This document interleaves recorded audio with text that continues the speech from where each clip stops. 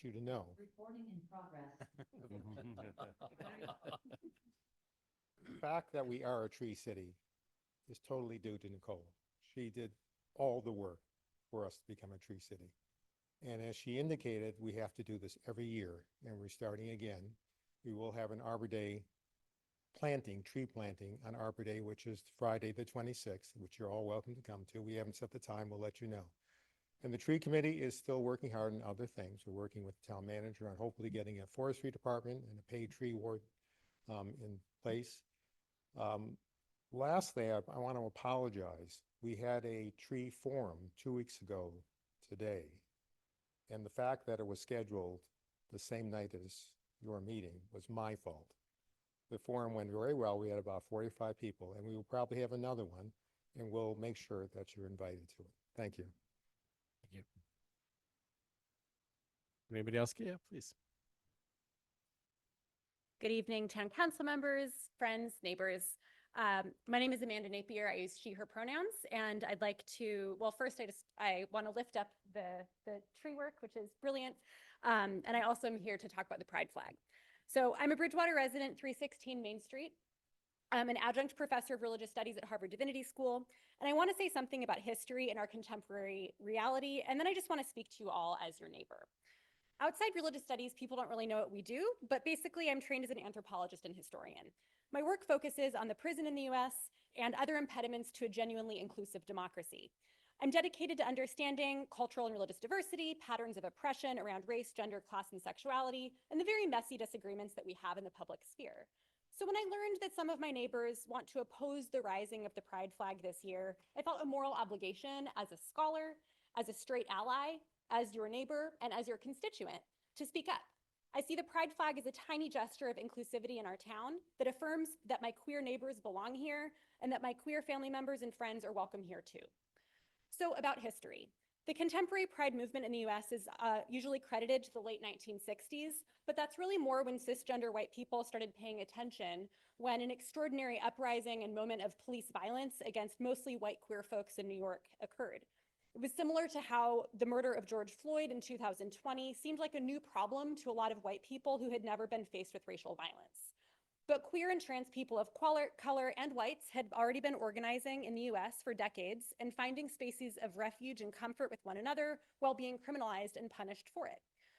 If iterations of homophobia and the pride movement aren't new, queerness isn't new either. It's just our words that are new. A fun fact. The word homosexual wasn't even coined into the late 19th century, when the burgeoning field of psychoanalysis considered it a pathology. And the word did not appear in the Bible until the middle of the 20th. But that doesn't stop people from pointing to biblical passages and to science to justify their own intolerance. The rising of the pride flag on its own is a pretty small matter. And in fact, I think raising flags can seem like an easy thing to rally around when it's much harder to identify and change policies that continue to disenfranchise people with less access to power. But small matters, and symbolic ones too, also do a thing. They say to passersby, hey, you're welcome here. I do not know all of the objections raised by my neighbors who would like to see it taken down, but I kind of just want to say, stop. When we have so many problems to work out as a state, a town, and a country, and when so many people are struggling simply to make it day to day, why would you try to make our town a harder place for folks just to be?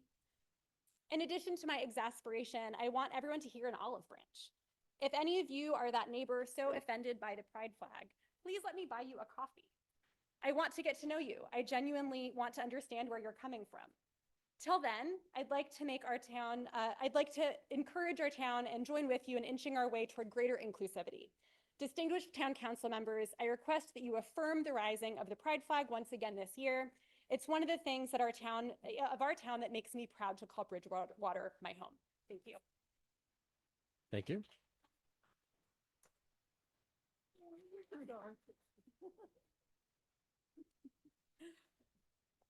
Christina Ajemian, 221 Aldrich Road. I'm here to speak in support of the resolution to raise the pride flag on June 3rd. I am Secretary of the Bridgewater Communities for Civil Rights, BCCR, and on behalf of that organization, I sent a letter to the Town Council requesting the resolution that is before you tonight for its first reading, a resolution to fly the pride flag from June 3rd to June 16th in front of the Academy Building, the seat of town government. When one enters this building, one can see down in the foyer, on the wall of the foyer of this building, a proclamation placed there in 2016 with the support of the Bridgewater State University, BCCR, and the Town Council. The proclamation declares, and I quote, that the town of Bridgewater, Massachusetts is declared a community of civility where intolerant speech and behavior are unacceptable, thus ensuring that our town remains a respectful place to live, work, attend school, visit, and conduct business, end quote. Raising the pride flag on June 3rd is a symbolic action that goes beyond the words of the proclamation. Everyone driving by can see that this town embraces the community of the LGBTQ community and ensures for our children, our siblings, our neighbors, the right to live without fear or harassment, to go to school, to work, and to thrive in the town of Bridgewater. I respectfully urge you to support this resolution. Thank you.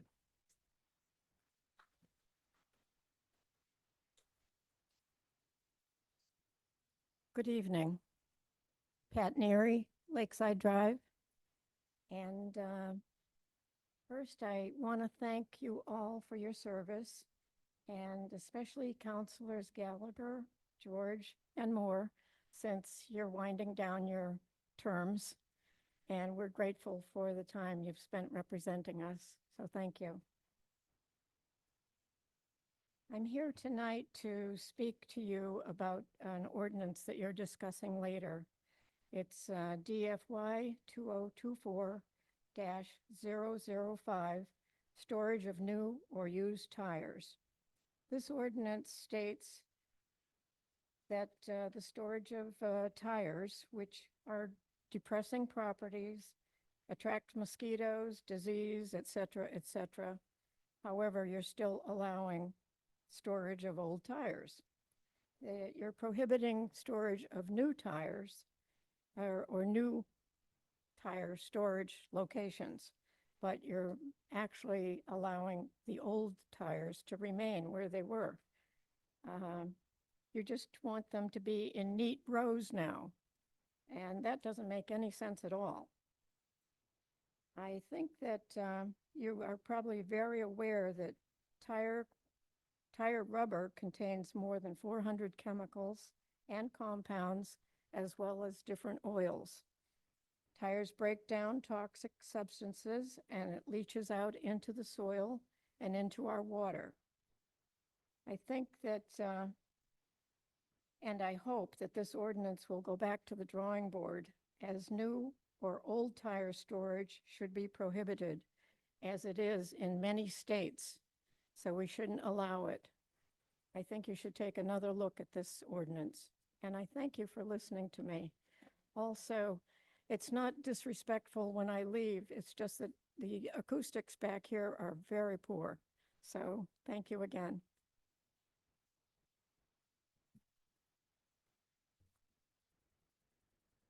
Good evening, Ed Ivaldi, Boxwood Lane. At your last meeting on March 26th, Bill Wood told you during citizens' comments that he was working on a handbook for the town council. While it is certainly a worthy effort and nice of Mr. Wood to do this, this has raised several questions for me. Number one, did any of you know he was working on this was that the first time you were hearing of it? Did he present this idea to you before he started? Or did he have your approval to move forward with this? Or the bigger question is, does he need your approval? I do know that the need for something like this has been suggested numerous times in the past by former councilors, as well as most recently by our town manager. In fact, I believe Mr. Dutton indicated several meetings ago that his team was working on some training for new councilors in anticipation of the upcoming election. If this is true, then wouldn't it seem reasonable to have a handbook, to have content in a handbook connected to the training that is being given? Seems like there may be a disconnect here.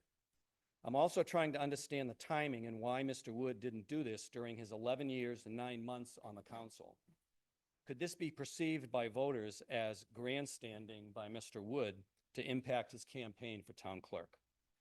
This raises a bigger question in my mind regarding general offers by citizens to help. If someone in our community has an idea to do something that could help you or another government body, shouldn't there be a process in place to assess the need, vet out the details, and ultimately put a plan in place to make it happen? For someone to just go off on their own and do something without understanding the bigger picture and where it might fit in with other initiatives seems disjointed. Believe me, I'm not trying to stifle creativity or willingness to address a need. I just think that a defined process on how to handle these situations is warranted, and ask that you please consider discussing it as a body. Thank you very much.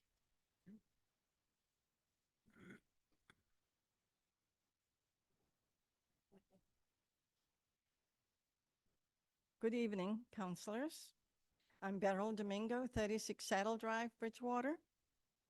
And I'm speaking in regards to the resolution in recognition of Pride Month. And just like the other speakers before me, I share their sentiments about the Pride flag and about the community. I speak as a parent of a transgender child and an ally of the LGBTQ plus community. When my son Micah first came out to us as transgender, our main worries were for his safety in Bridgewater and elsewhere. But once I saw the Pride flag flying proudly in front of the town offices in Bridgewater for the first time in 3 years since then, I knew my child would be safe here. I did ask Micah, he lives in New York now, but he went to school here, went to BR, lived here most of his life. I asked him to send me a comment about what he thinks of the Pride flag in Bridgewater, and I'd like to read that to you. It says, my name is Micah, a former Bridgewater resident and a BR student. As a young person who struggled with my gender and sexuality, the lack of visible safety made adolescence difficult. If it wasn't for the safe space stickers on teachers' doors, I would never know what safety felt like. With the Pride flag waving in downtown, I feel a similar and more significant sense of safety in this town. Symbols like this show that Bridgewater is a warm and welcoming town for everyone. So I stand firm in my belief that the Pride flag should be flown downtown during Pride Month. And of course, Micah comes to visit, and it feels so much more freer when he comes to visit us in town. So I want to thank you for your consideration, and I hope you will support this resolution. Thank you. Thank you.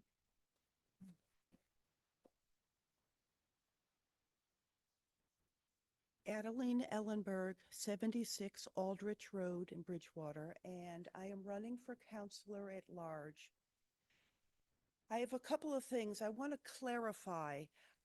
Is the public allowed to ask questions during the hearing of FB, the form-based code? Is the public allowed to comment, or am I restricted to this comment time? If someone can answer quick before my 3 minutes are used up. Hearings do include a public. Pardon? Hearings do include public comment, as long as Excellent. they're new comments. Prior comments shouldn't be repeated. Okay. Then I will reserve my comments for that time, so long as I know that I can have it. And the second thing is, I just wanted to comment on the flag thing. And that is that perhaps we have the American flag fly the highest, and then we have all the other flags, whatever persuasion, underneath it, because it is the American flag which gives the freedom of speech for all those other flags to be flying. So that's a compromise proposal. That's all.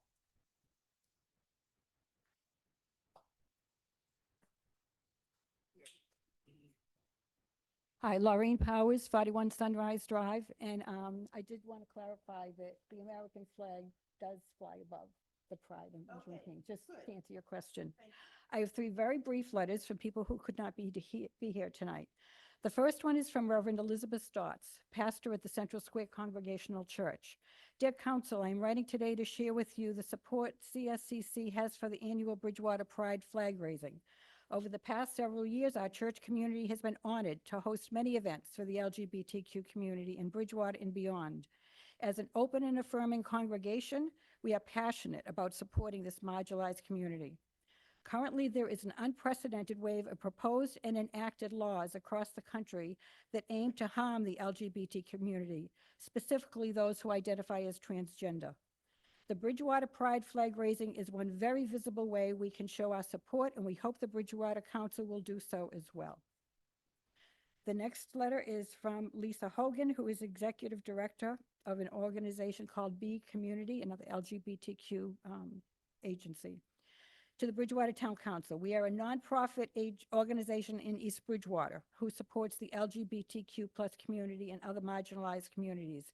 We stand up against all discrimination of marginalized people groups, including any protest of raising the pride flag in Bridgewater. We support and partner with BCCR and will stand with them at the flag raising on June 3rd.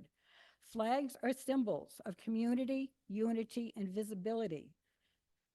Through our organization, we intend to continue to build a more inclusive and diverse community of acceptance where individuals are celebrated, supported, and free to be their authentic selves.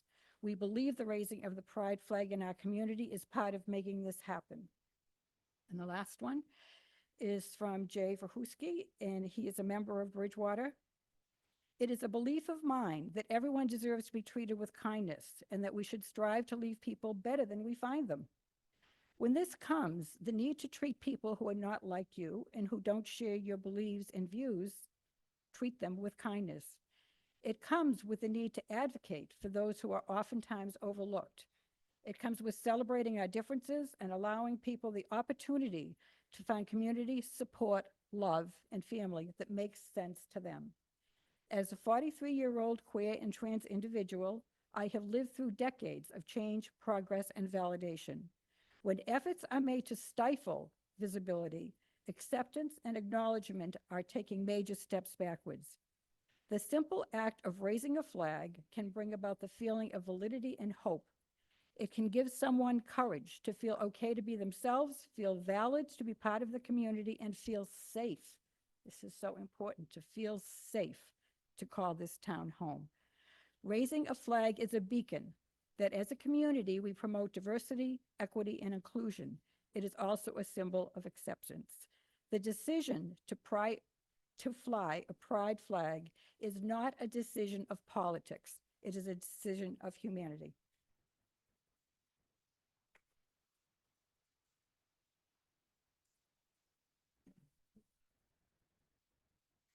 Thank you again for the opportunity to speak, which I've thanked you for in the past when I've come here. And I wanted to read something that was a little more from the perspective of young people. Name and address. Rebecca Fleisch Cadero, 135 Deerfield Drive. Thank you for the reminder. Apologies. Although I'm commenting today on the raising of the pride flag, my remarks can reflect the situation facing all historically marginalized and ostracized people who, despite the promise of the American flag, have had to fight for equality in this country. Individuals, and particularly young people who live in rural areas or suburban communities like Bridgewater, may not see and feel the support and inclusiveness experienced by those in large cities. Flying the pride flag, as others have said, signals that at a local level, we in Bridgewater are allies. It also provides an opportunity during the ceremony for people to learn about and acknowledge the historical and contemporary challenges of marginalized groups. A high school sophomore speaking at our first flag raising in 2021 conveyed how important the flag raising was to them. I'm paraphrasing what they said. And they said, raising the pride flag over Town Hall shows that those who are LGBTQ+ are welcomed in Bridgewater.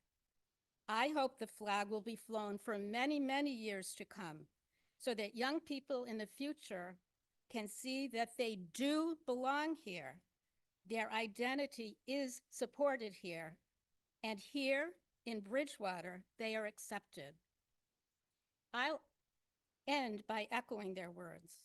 I too hope the pride flag will be here to convey this message in Bridgewater well into the future. All are welcome here. Thank you.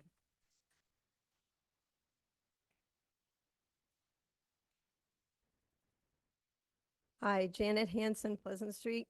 Can you guys hear me back there? I know it's hard to hear everybody, so I just I sent a long letter. Hope you guys, counselors all got through my long letter. So I'm not going to read it, but I just want to reemphasize on the ordinance for the zoning. I just hope that the counselors are listening to people like myself on the concerns we have. No one's saying not necessarily to do it, but it needs to be done right. It needs to be tweaked. It can't be rushed. I know we have grant deadlines, but it still needs to be looked at closely. I don't know if you have any intention of closing it to the public tonight. I hope you don't, because trying to, everything's been tweaked so much. We need time to reread whatever you decide tonight. Again, I feel strongly that the building should not be 5 stories. I know you voted that the last time. 5 stories is still too high. I drove around with my husband in Bridgewater and trying to picture 5 stories. It's too big. You go look at Axis and Viva, they're huge. Can you picture that in the center of town? And I'm not sure if there's a limit, because right now you have it starting at the beginning of Broad Street where Just Desserts is. I can't picture, is there going to be limits? I haven't been able to figure that out. Is there limits where the 5 stories would be? Is it the whole CBDR, or is it just down by Campus Plaza? So I'd be very concerned about that. Also, I haven't, before I forget, I haven't heard much about the CBDS area, standard area. There's been a lot of discuss about the R. I would like, hopefully you will discuss that tonight to clarify exactly what is going on with that. I don't want that to be forgotten. And there's a lot about demolition in that, and I have concerns on how it's written. So I just hope that you revisit the story height. And I even drove down Route 18 towards Whitman. There's a apartment complex before 14 that's a 3-story apartment complex. And I could picture that's big enough. So 4 stories, I think, is the max to compromise. And adding residential units is not going to stop traffic. It may have some more foot traffic, but you can't be expecting that these people aren't going to have cars and not drive around anywhere. So it's still going to increase traffic. And it's been noted that, we're not going to have much traffic.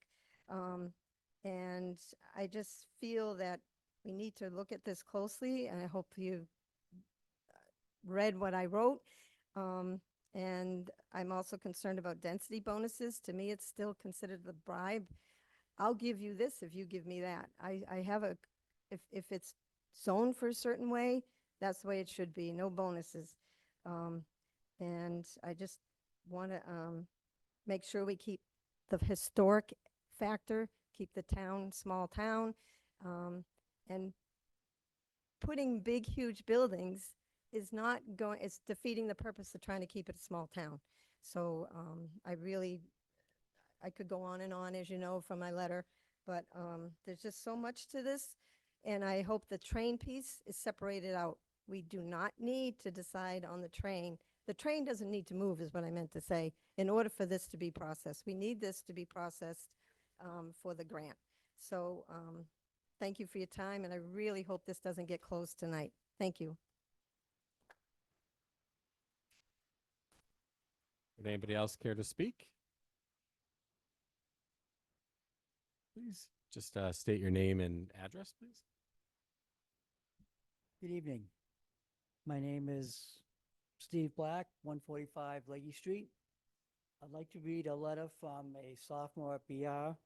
She writes in support of the Pride flag raising, and her name is Kayla. I'm a part of the high school's GSA, which is the Gender and Sexuality Alliance. Mrs. Jordan informed us about the meeting today, and I would like to say something that could be shared. I'm a sophomore at the local high school who identifies with the queer umbrella. I spoke at last year's Pride flag raising, and it was an amazing experience. Seeing a pride flag in our town is a great feeling, knowing that the town is accepting. Not all students in other places can get to feel that way. I can speak for the whole GSA when I say that the pride flag raising means a lot to us. Regarding the Juneteenth flag, I'm not someone who celebrates it, but I have many friends who do. I know most adults commonly call it a made-up holiday and disregard its meaning. Juneteenth marks the anniversary that slavery was announced free. After the 13th Amendment, which illegalized slavery, many slave owners didn't share the information about their slaves. Juneteenth is when African Americans were told they were free. This holiday has been celebrated since the 1800s, but became known as a federal holiday in 2021. Removing the Juneteenth flag raising is wrong. And again, that's from Kayla. Thank you very much.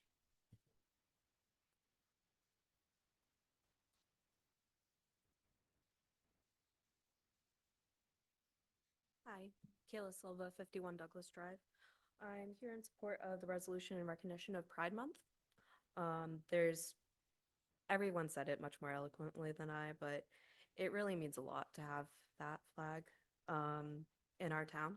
It means a lot to a lot of people. It helps me recognize that this is a town that I can live in. And it really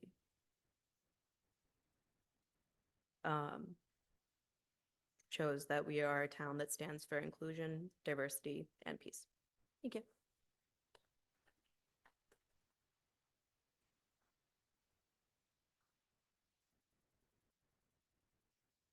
Yeah, as long as you're a resident of Bridgewater. Great. Just ask, you state your name and address and then. My name is Sherry Turner, and I live at 67 Brewster Drive. I am here in support of the Pride flag and the Juneteenth flag.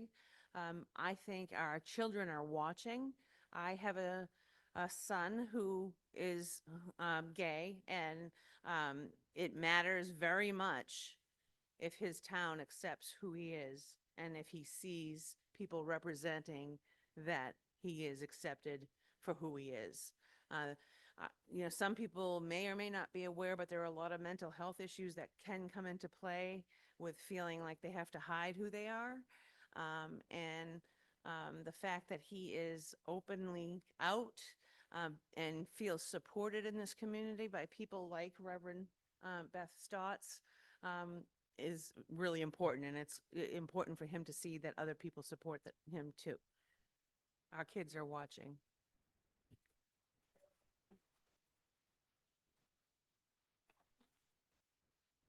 Would anybody else care to? Yep. Sam Baumgarten, 60 Short Street. Good evening, and thank you again for your service. If you're a Red Sox fan, you could call me Kenley Jansen tonight. I'm hoping maybe we can close the comments about this, but you have certainly received the message about the importance of flying the Pride flag and then soon after the Juneteenth flag. You made an amazing statement 3 years ago, which has positively impacted this town.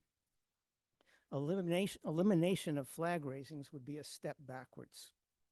It would represent a narrowing or a closed-mindedness in how we view our fellow citizens. There is nothing divisive about giving recognition to groups that have been discriminated against or treated poorly. These are not special interest groups. These are people who they are. That's what they are. They are people of color, people of LGBTQ persuasion. It's not a choice, it's who they are. So I ask those who oppose, where is the harm in flying a flag? A flag is a welcoming statement for all of us. I am a proud American, and I fully appreciate that our country and our flag have stood for freedom. Just tonight, we recited the Pledge of Allegiance, with liberty and justice for all. I hope that we all try to live up to that pledge, but as we all know, the United States has failed to bring that pledge to fruition. Making that pledge a reality moving us along to becoming a more just, more equitable society is enhanced by these flag raisings. And I hope that these events continue to raise awareness and cause people to examine their beliefs and modify their behaviors. Any call to reverse our Pride and Juneteenth recognitions will be the divisive action, not the flag raisings. So I sincerely hope that you will continue along the line that we have been going. Thank you very much.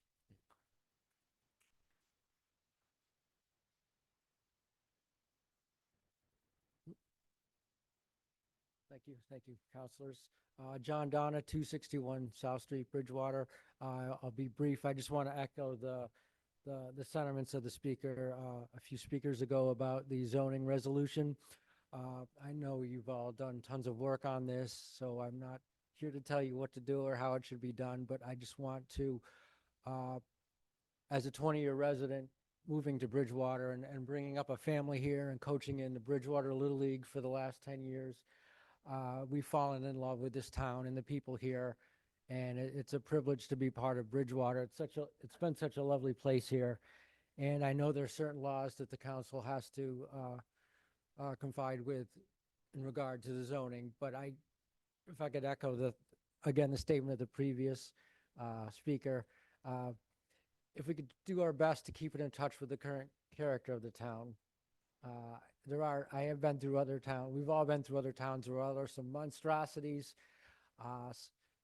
So the more we could do to keep the character of the town, it's such a nice place. Please do that. Thank you.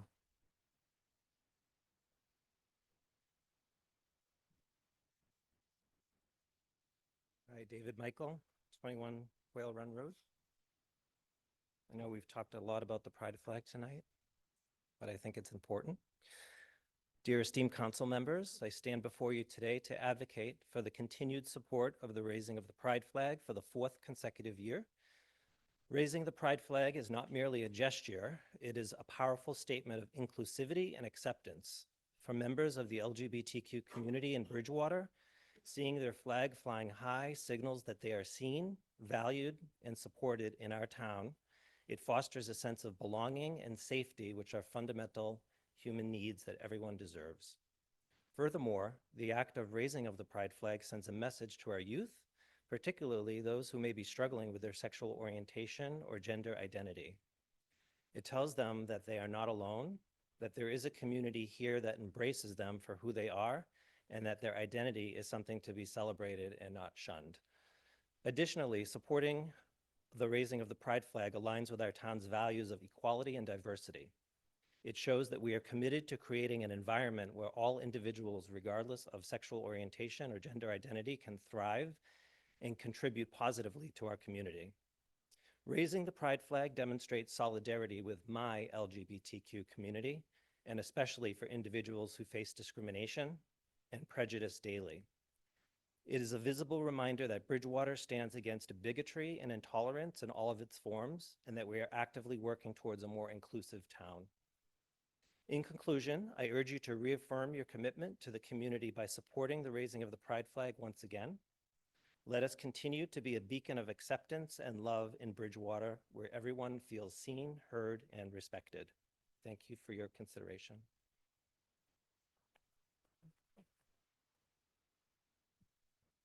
Please.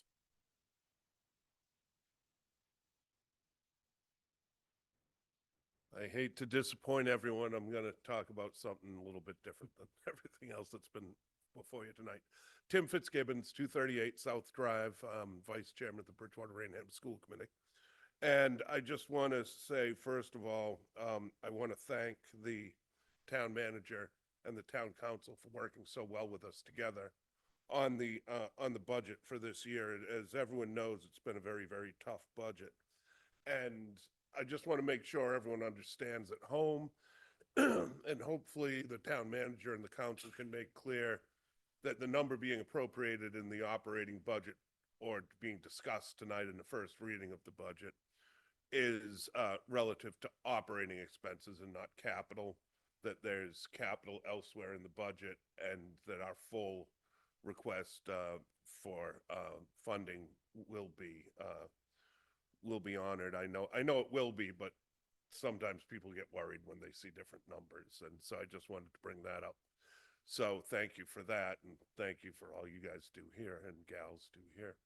And then secondly, I just wanted to rise, before the meeting started. I know this is Mr. George's last meeting. He's not going to like me when I say this, but I've served with Mr. George on the town council for many years. And you've done so much good for so many people in Bridgewater, Sean.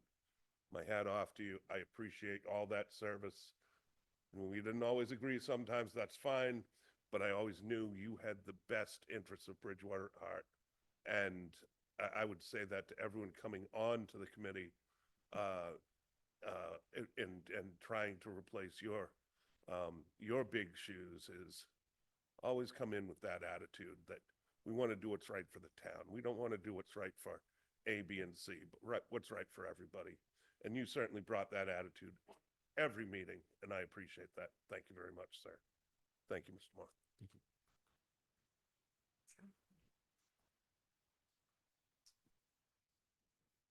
you. Yep. Yeah, please. Just state your name and address. Hi, my name is Nancy Gill, 45 Winter Street. My name is Marcel Letourneau, 45 Winter Street. We moved to Bridgewater in 95. We love this town. We raised two wonderful children who are now productive adults. Some almost 20 years ago, across the street at the old town hall, we obtained our marriage license when it first became legal for gay people to marry. So you figure 20 years has gone by, and why do we want to go backwards? We've progressed so far, and I know in town there's a lot of people like us. And I worked second shift for years, came home through the center of town, and that first year that I saw the flag, the pride flag, and the library, I was so proud of my town. And no matter what our differences are, we're all the same. And we just need to remember that. We don't know what the future holds. We have today. We learn from yesterday. And I want to thank Bridgewater for helping me educate my children. And I want to thank all of the people that made it possible for me to be legally married to the love of my life. And after 40 plus years together, please keep that flag flying. Thank you. Thank you.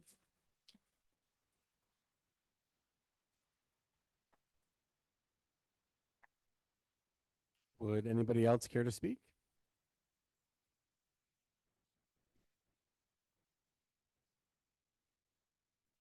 Hello, Jane Callahan, 335 Grange Park in Bridgewater, and I would simply like to also stand in support of the flag rising, both of them, the LGBTQ pride flag and the Juneteenth flag. It pains me to think that this is even a conversation in a country and a world where it's so easy to be divisive today. I don't understand why it's so hard to just take joy in celebrating people who are just being themselves without creating any harm to anyone else. So I would ask you to represent me and vote in favor of those two items. Thank you.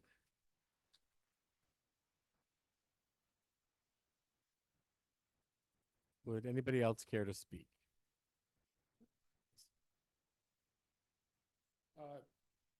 Gary Maurice, Village Gate Drive. I just want to speak about what's going to happen in the downtown. And I guess you could say, I talked to a person downtown and they said it's going to be transformational, Gary. I said, yeah, it'll be transformational, all right. Take it from an old Brockton guy. I saw transformation. We went from a really good suburban city to what it is today. And it's happened all across the state in different communities. There's 12 communities now lined up against this, and there's a lot more coming. When you have to ask for a waiver right away, we're in trouble. We're in big trouble. to give you a perspective of the scale of this thing, it's high-density housing is what it is. And I guess it's a form of control in a way from the state, and you guys have to bear the brunt of it. I understand that. But if you put even near what they're saying we've got to put for housing, 1,000, 1,400, just go down the Axis. Look at the Axis on Pleasant Street or the Viva. Each one of those is 300. Picture 5 times that put downtown, 4, 5, 6 stories high. Is that what you really want for the town of Bridgewater? I certainly don't. For the very things that I moved out here for are going to be gone. And all these young couples that came into this town on my street, nice young couples, they moved out of a lot of cities. They were in apartments, condos. They came out here. They loved the town. I says, well, don't love it too much because you wait till you're going to see what's going to happen downtown. And if we had the old town meeting form of government, there'd be 1,000 people, maybe more, in the high school, fill the gym, if they truly found out what's about to take place. Because you really have to give this some thought. 300 would be too many, never mind 1,000 or 1,400 units. That's crazy. It really is.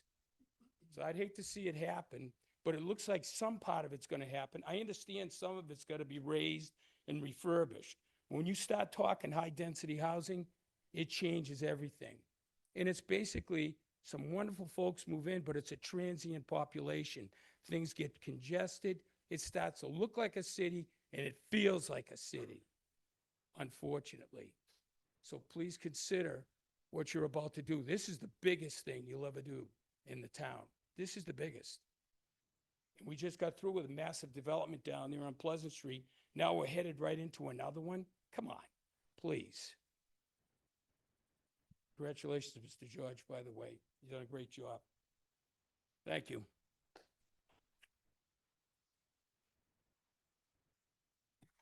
Would anybody else care to speak? You've already spoken once. Okay. Yes, we do have public comment at the end. I would ask you maybe to hold it to speak then if you could. I just want to confirm that I'm able to speak during the hearing as you had said, or do I restricted my comments? That's correct. Yep, you'll be able to speak as long as it's not the same comment as before. If it's new information, we can speak during the hearing. But right now, we haven't started the hearing yet. So I'd ask you maybe please to just sit down and we'll get right to it. Thank you. Do we have anyone else from the public that would like to speak?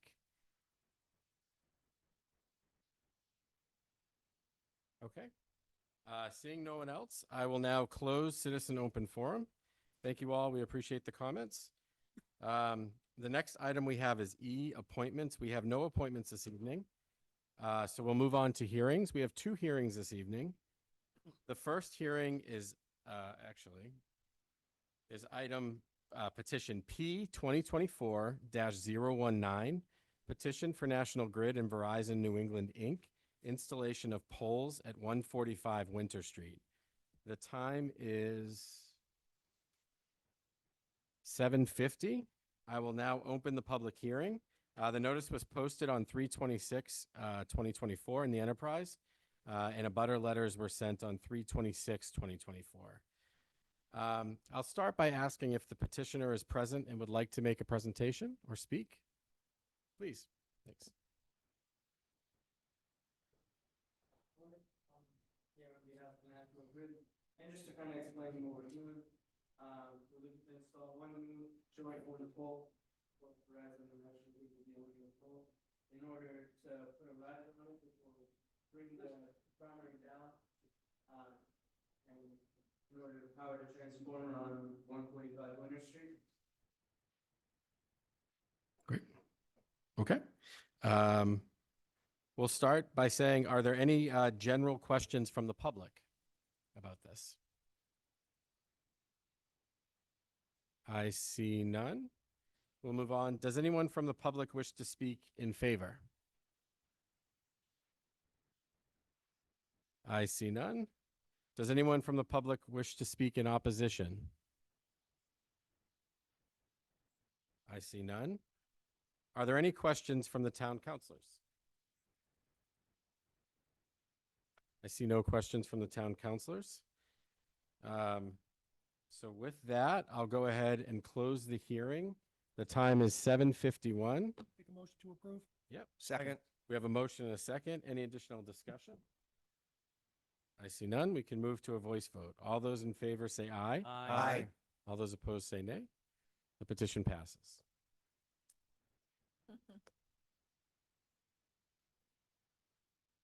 Moving on to item B, proposed zoning amendment ordinance DFY 24004, Central Business District and Form-Based Code.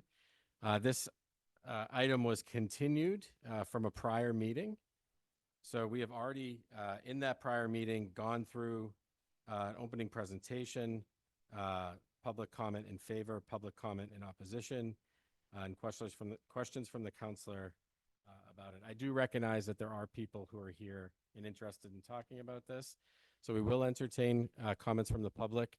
We would ask that you introduce new information. If it's prior information, I'll just sort of jump in and try to steer you back to something new. But would anybody from the public care to add any additional information or make a comment?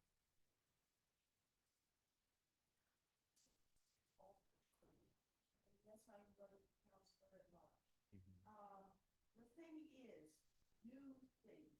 I found out from Mr. Stanley Kravitz, a couple of things, that we do not have additional capacity in sewer, water, and the college is presently hooked up to the town of Bridgewater. I would like to advocate for the town of Bridgewater and have the state do its thing on state land. Now, another thing is about heat station. Big tank. If we were to move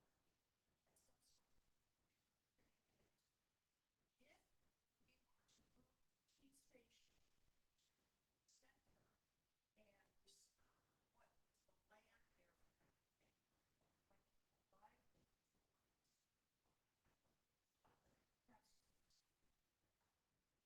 there? So I think that needs to be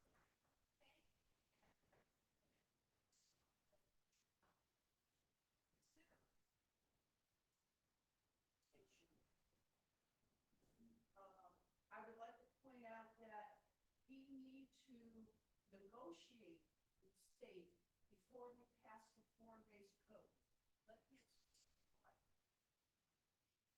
For the state to take on the college in its visit, they have to agree that they will do that. For things like the fact that the station will stay at the college, we need to have a commitment from them. Oh, thank you. Okay, I won't talk so loud. And so I think that we need to have a strong negotiating team. Mr. Rulli, you've been doing a nice job, by the way. We need a strong negotiating team because we are in a position of strength now before we just voted in, here, you got what you wanted. I think we need to say, hey, Bridgewater needs this, this, this, and this. Let's talk.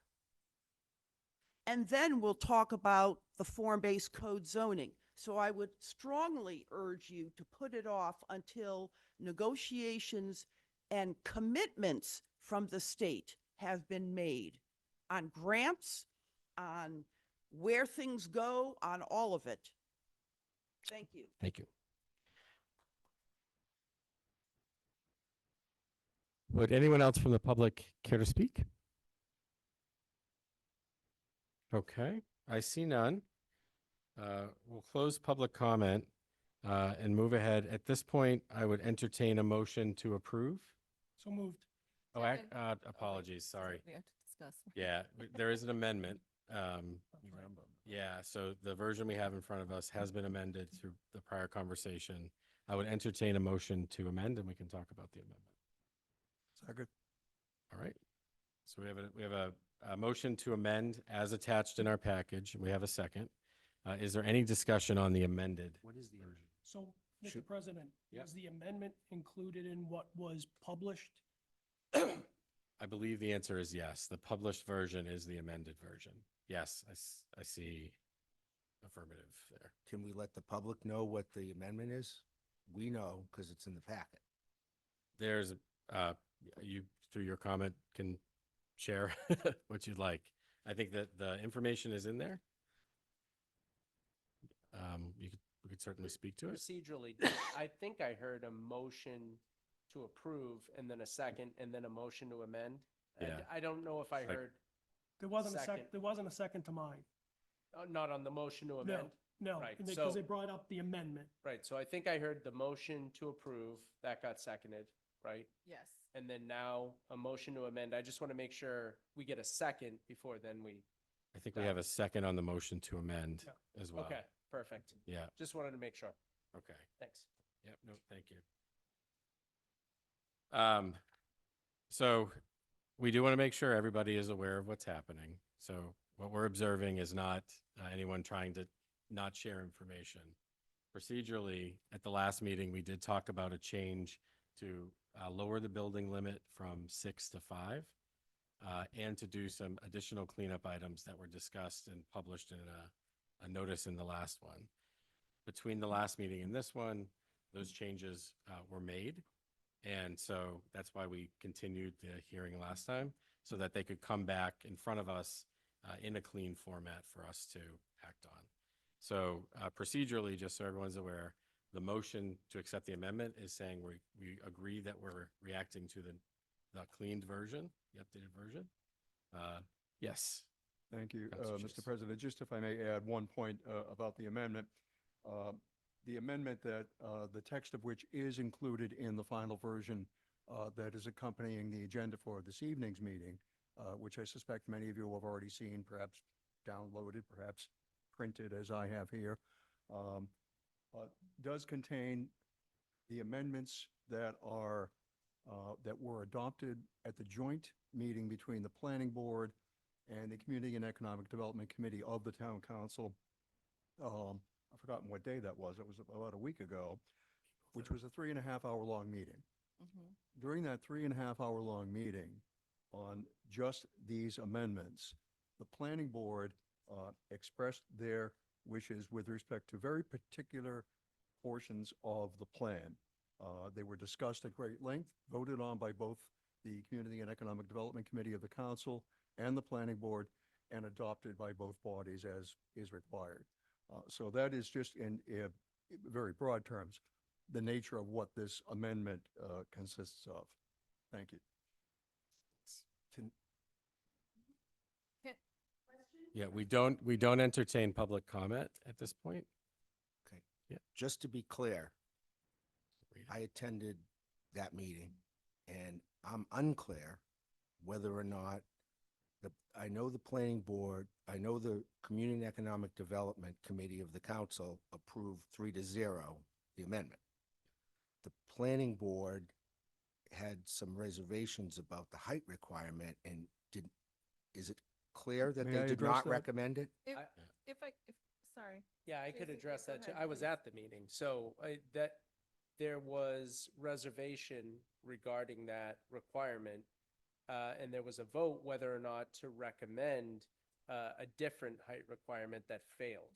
So what you see before you is what I believe the original one was that went back to the Planning Board and Community and Economic Development. Nothing changed relative to the height requirement because at that level, at the Planning Board recommendation level, it failed.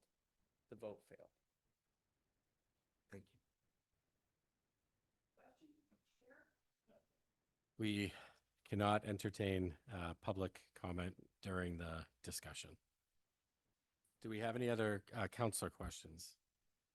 Yeah, Counselor Gallagher. Thank you, Mr. President. So my understanding is that the amendment is for 5 stories, not the 6 stories. That is correct. That's- The version we're That's what voting I on. think that I think that that's is what 5 the public stories. wants to make sure is that the amendment has, I know some want to go lower, but the initial proposal was 6 stories, and right now what's before us is 5 stories. Page 24. Yeah, so that's what's before us, not 4, it's 5. So I guess if I could, Mr. President, and through you to the town manager, Mr. Rulli, I do have a couple questions regarding this.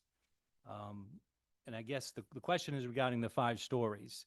Is the 5 stories holistically throughout the whole zone, or is the potential for a 5-story building in a certain area of the zoning? So 5-story buildings are limited to parcels of 160,000 square feet or more. That's 4 acres. So right Okay. now, the only potential site where you would see that would be potentially at Campus Plaza. Okay. So I know back in January, I asked this question of you, and I know you probably can't reveal too much, but I know the Perkins Foundry the Perkins Foundry project is going forward, as far as I know, but that has nothing to do with the form-based code, so to speak. They were going forward with that prior to this. But I also asked a question back in January relative to a potential development that has come to head in the downtown area.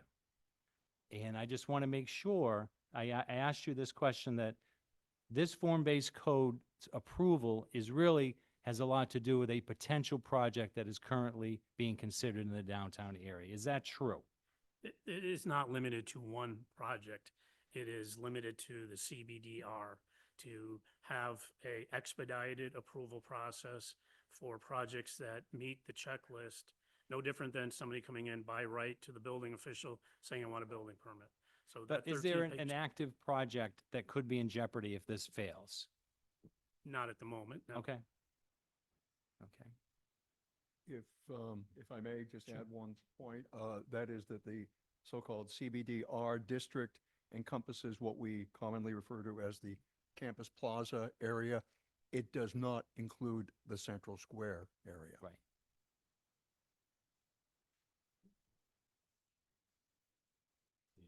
Well, I've been following this in other communities, and I certainly don't want to see the downtown become, what's happening out on 104, and I don't think it will.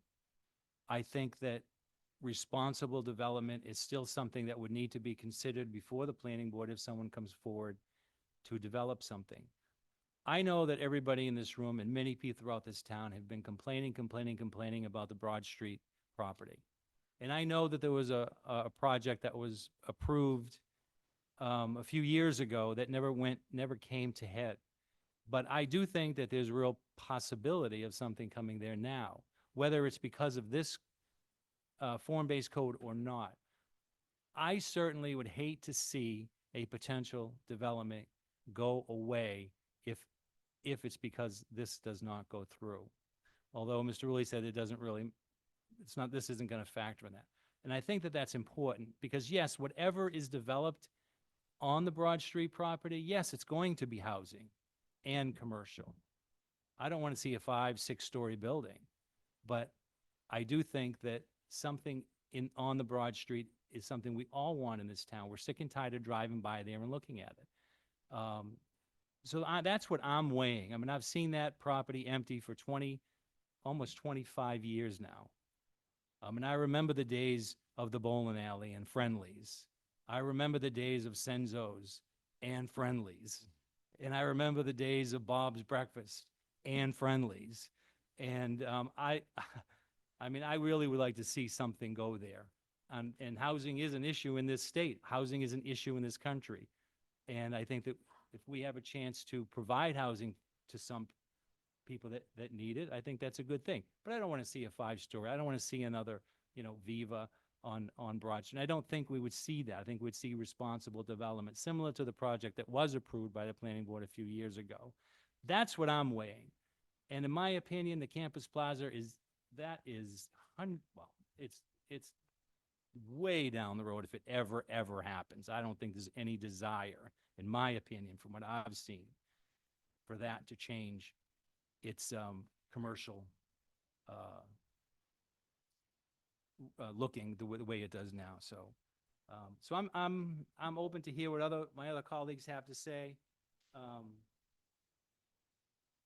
But I'm comfortable with all the work that's been put into this. Thank you. I'd definitely like to summarize some of the conversations, and thank you, Counselor Chase, also for touching upon the joint hearing we had with the planning board. I also want to make sure that we recognize that the planning board had some very specific amendment requests that we as a council should really take some time to talk through and in this form right now. So the first one, I know folks don't have the whole thing right in front of them because this was a very lengthy document, but it was section 9.8.4.22. So again, 9.8.4.22.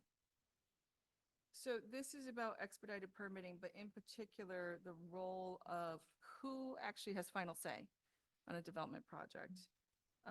So we have had several conversations back and forth about, the original proposal in this ordinance talked about a technical review committee. Then we found out that we can't formulate it that way. So I'm still not sure we're 100% where we need to be in terms of the role of the planning board for approving development projects. The planning board did make it very clear that they are pro-expedited process. So that isn't the issue. They suggested a 30-day review period for submittal and plans for development to be sent to them for discussion, comments, and recommendation. There was some concern around, like, is that enough time? But the planning board also said that they would commit to making sure that they would indeed honor an expedited process, but they would still like a 30-day review as part of that so that they can have some input. So that was one piece. So as we talk through this, are we allowed to, have Mr. Rulli and the town manager respond to if- some of this? If you have a question for them. Yeah. For me, to them, but yeah. So through you, Mr. President, to Mr. Rulli and the town manager, I would love to make sure that we fully understand the implications of that. Yeah. So I can pick up that and just give a little bit of a comment, and then I'll turn it over to Mr. Rulli. Mostly my comment involves making sure that you speak into the mic Oh, so that sorry. everybody can hear. Oh, I'm kind of guilty of this. Sorry, guys. It's my most important comment. But I do recognize that there are folks that are concerned about the ability of the planning board to have a review. The amendment, as Councilor Robinson points out, does send a development proposal to the planning board for review and comment and during that 30-day period. So this does not, it's as I mentioned prior, it's not detrimental and it's not helpful. It's sort of a neutral amendment, but I'll defer to Bob for additional. The section that was added is limited only to that area south of Plymouth Street by Borough Ave and the MBTA tracks. It's in relation to where the existing platform is. The Attorney General Office wanted us to include that because the platform hasn't been moved. So all of the changes that were agreed to with the CD committee and the planning board have to do with that limited area.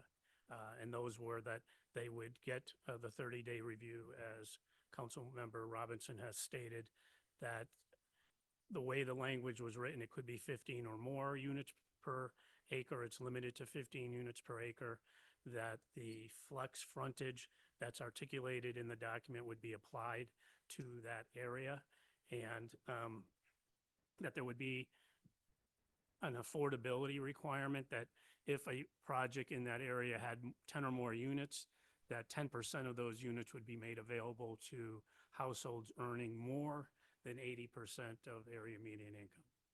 Those changes were allowed because of the way that the meeting was advertised in terms of calling out those sections that were discussion.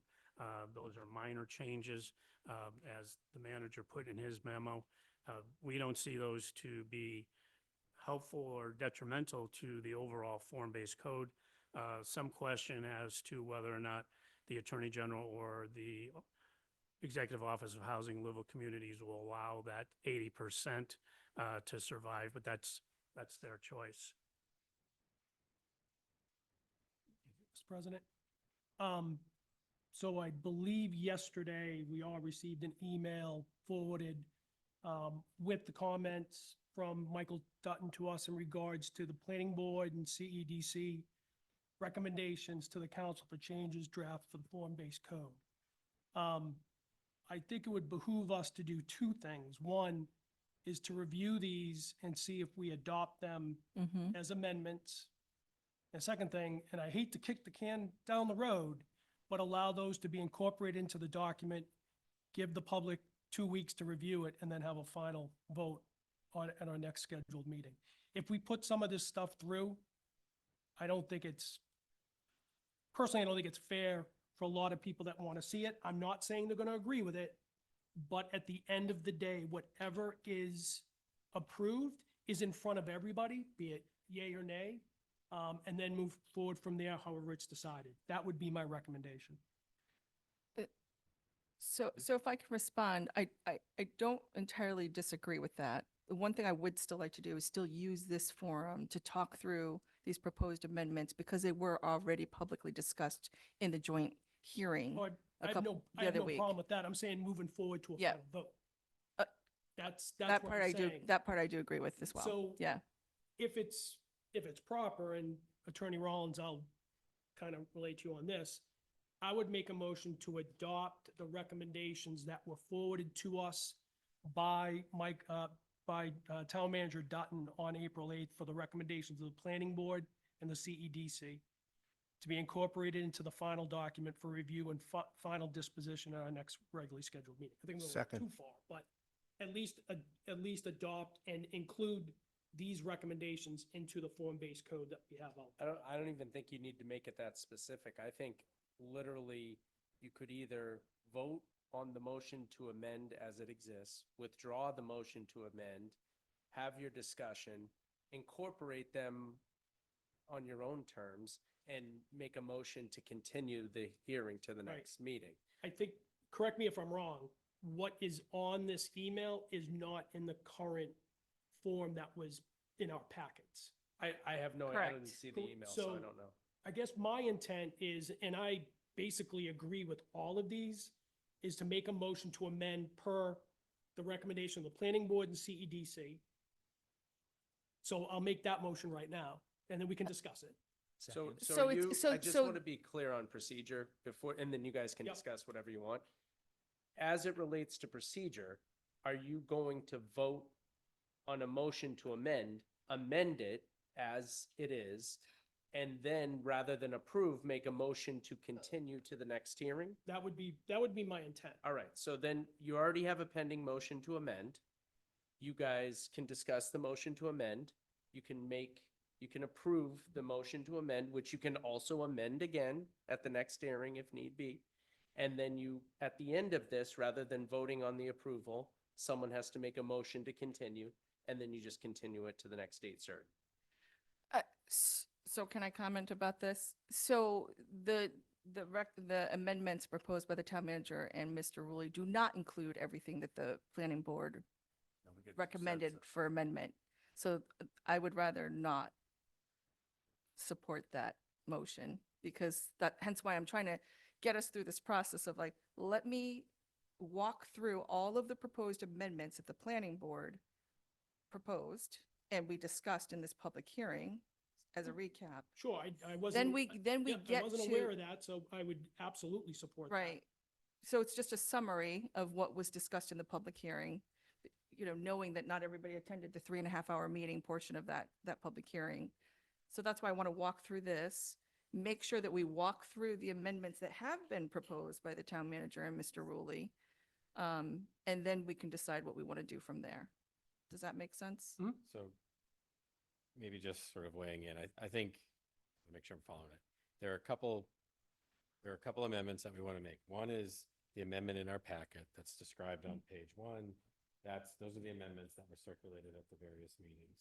That was dated March 20th. I think Yeah, we got two dated- sets of, I think if you referred to the date on the memorandums with these situations, I that's think the that's March kind Only of. time I wish I had them all printed out. And then the second thing is those conversations were held against that and additional amendments were proposed on top. That's the So- April 8th amendments that the joint. So what I might propose is that we do a motion to accept the March 20th so that we're all on the same base. think and then that would- entertain another motion with discussion for the additional ones. So the motion right now on the floor is the motion to entertain the amendments from March 20th, which are outlined on page 1 and 2. That was in tonight's pack. That is in tonight's packet. Yep. References the density bonus in 967, the overlay district in 9.9, and then updates maps that sort of weren't correct in the original version, the CBT zoning district map correction, frontage type plant regulating plan map, MBTA community overlay district, and then the FBC submission checklist. So we have an open motion on the table with the second and discussion on those amendments first. Is there any additional discussion on that? Okay. So we can move to a voice vote on that. So all those in favor of amending as described in the March 20th memorandum, say aye. Aye. All those opposed say nay. The motion passes. So that's the version that got circulated. Now I would entertain a motion to amend With discussion around. for discussion. Yeah. So is there a motion to amend, including the April 8th That's additions? the motion on the, Yeah, I would entertain a motion to amend, including the April 8th amendments. Right. And is there a second? I would entertain a motion and a second for that. Second for discussion. A motion and a second for discussion. Okay. Thank you for that. And apologies to the public that they have to see this not as organized process. So again, I want to reiterate that there was this discussion, the planning, this is just a summary in the promise of to bring this back to us as a council to make sure that we have the discussion, because not all of us were present at the other meeting. So I already covered the first one. The second one was related to the stories, the 4 stories maximum. We're not going to discuss that piece because the planning board, as Jason had also explained, they were a split vote on that. We already voted as a council, so we're going to move on from that point. The third recommended amendment that was, again, discussed in this joint hearing is on section 9.9, A, 9.94. And there was a few points raised here.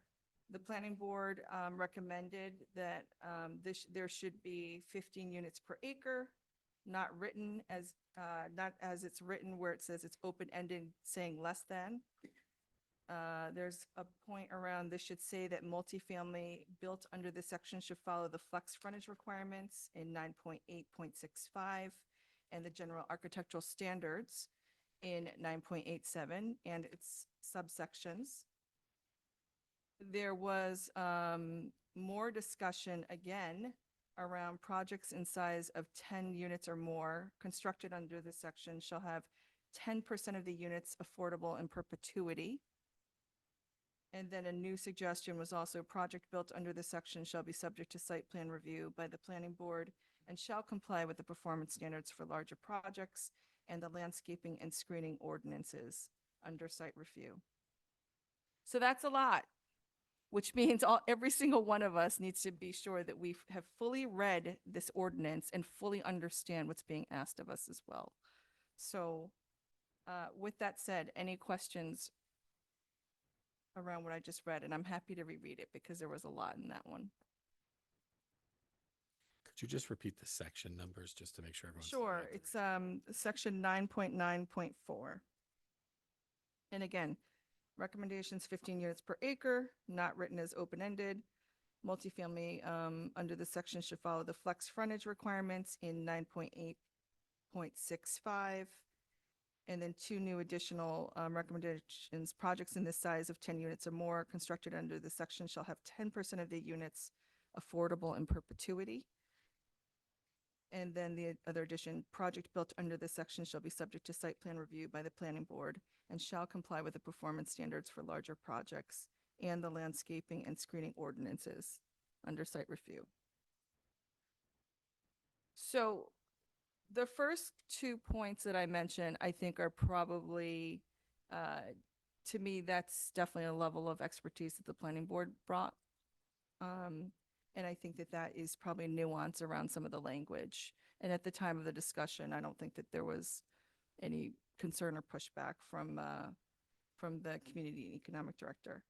The question around affordability, this has been a challenging topic. So this overall initiative, as dictated by the Commonwealth of Massachusetts, has purported that this effort is largely about affordable housing. And the secret here is that it's really not in some communities. If you've met your 40B requirement, there is nothing that mandates or dictates that we have to offer affordable housing units in these developments.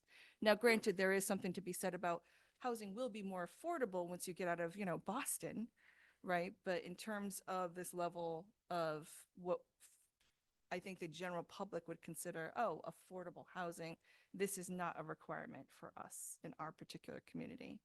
However, there have been different schools of thoughts here. I, for one, would love to see some affordable housing units built into this type of development. I don't know if I would necessarily say it has to be in perpetuity, but I would love for us to think about this is a good thing to do so that folks can afford to live in this community, whether it's a young family starting out or a professor or a young young professional, or senior citizen. So I do believe in the aspect, me personally anyway, and then from what I've heard from lots of folks, people want to be able to afford to live here. So that's something for us to discuss, I think.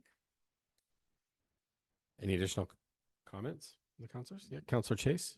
Thank you, Mr. President. Just with respect to Councilor Robinson's last comment regarding affordable housing, I know that it's a topic that Mr. Rulli has addressed on any number of occasions, and he gives a capsule version of it that I think is very succinct and very understandable.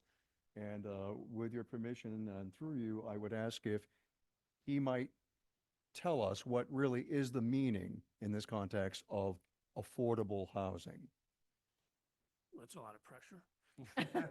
Bob, you've only said it like 200 times, so I think you could do one more. So a couple of things. I mean, initially we had the 6 stories in there because that was a mechanism to get affordable units for the density bonus. I understand we're reducing that. So in the CBDR, that went away. The way that the legislation is written, there are categories. So arguably 80% of area median income, in excess of 80% of area median income is not affordable. The definition of affordable housing is you're considered low income if you earn 60% or less of area median income. You're considered moderate income if you earn between 60 and 80% of area median income. Reference point, median area income in Bridgewater is $115,000. So if you're an individual making $72,000 a year, you're considered moderate income. The standards that, and I don't disagree with Ms. Robinson, is that, there are pieces of the statute that aren't written very well in terms of, yes, we want affordable housing, but you can't specifically request affordable housing. There are mechanisms within the statute for requiring affordable housing. But what that does is you have to provide the Executive Office of Housing and Livable Communities with an economic feasibility study that any percentage of affordability below 80% is going to pencil out for a developer. You have to get permission to do that from the state. For that restriction that we have in here now of in excess of 80%, we still have to have a monitor. Either the town has to monitor that or a developer would have to monitor that. So for context, we're talking about an area that doesn't have any parcels in excess of a half an acre. Most of these are a quarter and a third of an acre. So it's unlikely we're going to see any kind of development of that scale. But, again, it's been brought up earlier.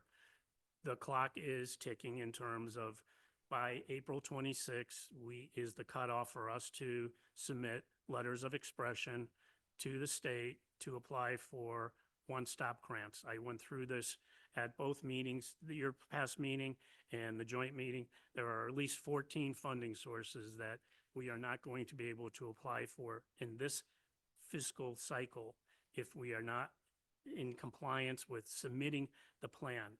Now, there is a chance that we can submit the plan in the AG's office or the secretary's office will come back and say, you need to make some changes. This has happened in Framingham, where they gave them conditional compliance so that they could move forward with their grant applications. The only piece that concerns me here is that in excess of 80% language. Whether that survives or not, I don't think it's going to have any impact. Most of the form-based code has nothing to do with MBTA communities legislation. It has everything to do with redevelopment in the central business district. I mean, I think it's important that people are aware of that. The MBTA legislation does require, on paper, that we allow for 1,401 units.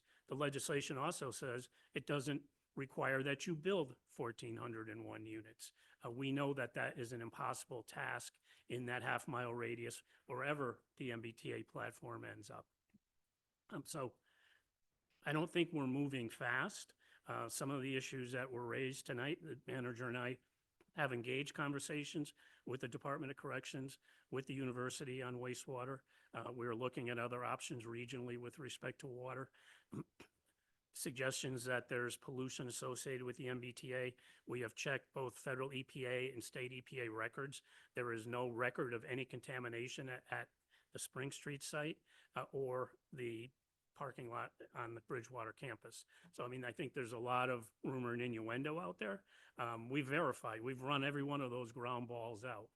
You're not going to see 5-story buildings on Broad Street because, again, the requirement is that you have 160,000 square feet. The Friendly's assemblage is not that large.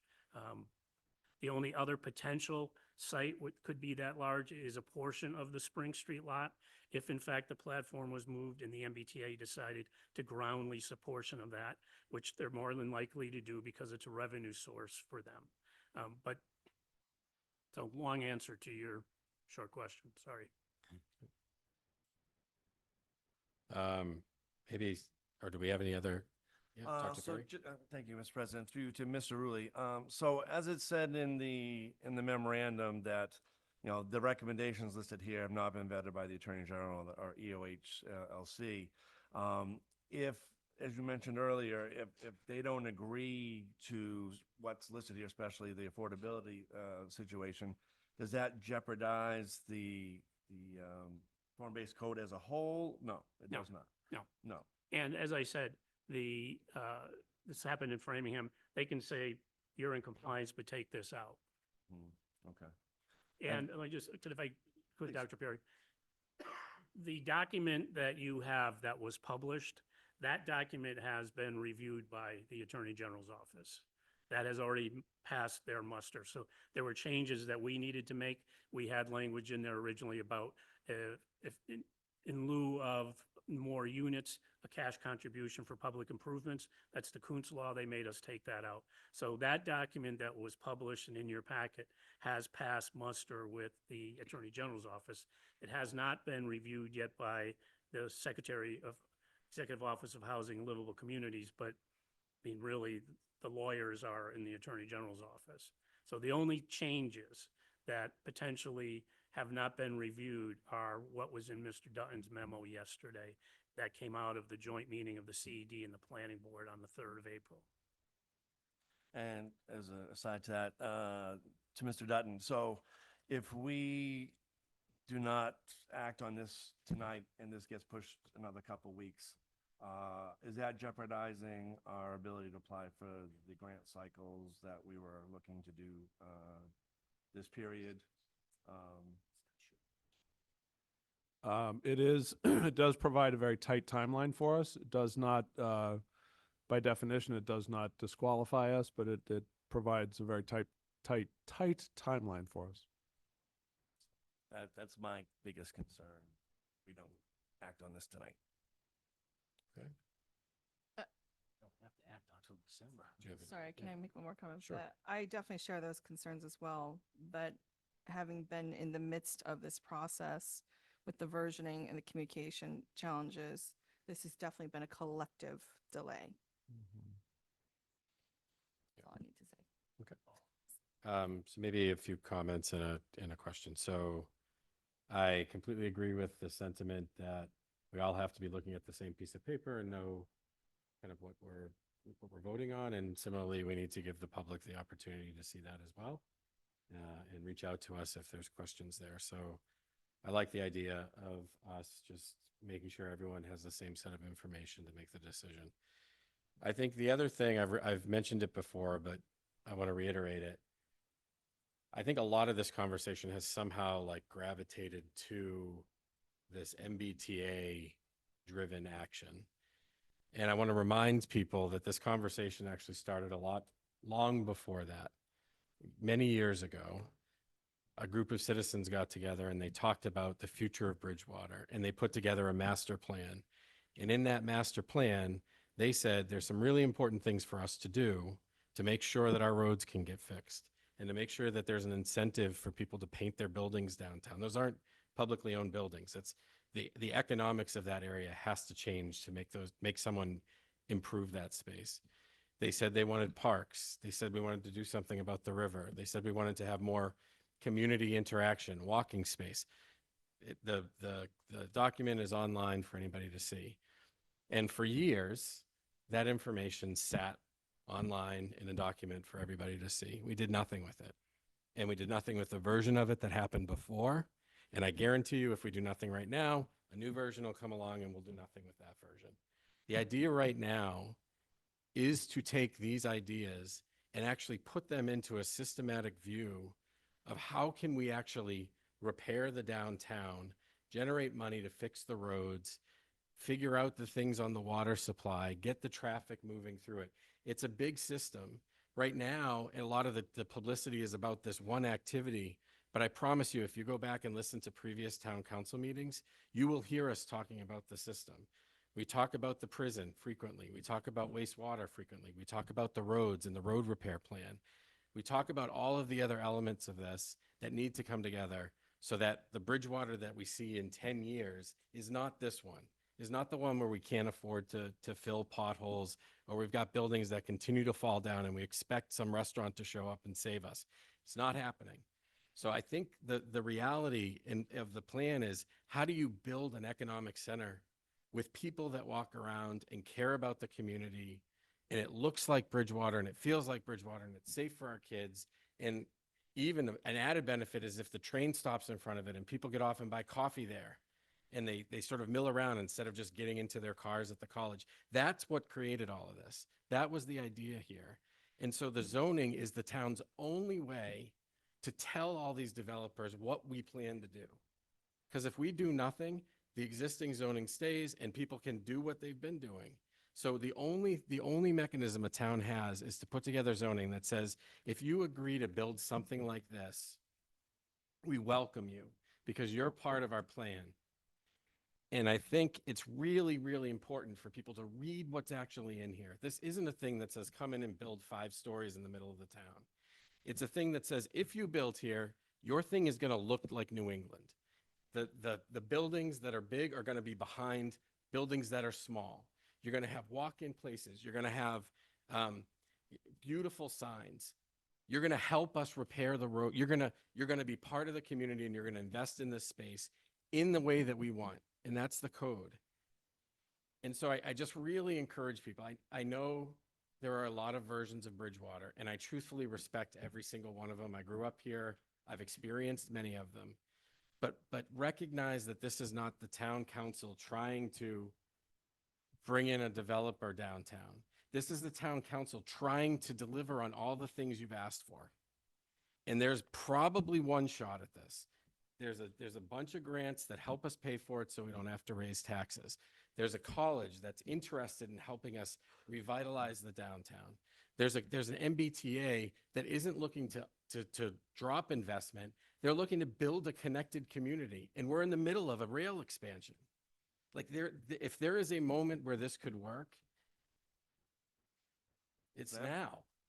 And That's so not gonna happen that's what this is about. And so we have to get the language right, and we have to make sure we're all comfortable with the process. But I want to make sure that the vision isn't react to MBTA and put in a bunch of houses. The vision is like, we have to fix it. And the we is like us. We've had a bunch of meetings where people can show up and share their opinion. We have a council that has been talking about this for 2 years. Like literally since I joined and I was like, hey, what do we do? How do we fix it? And we put goals in place and we started talking to people and we brought in Bob and said, let's hire someone new that has done this. Like that's what's happening.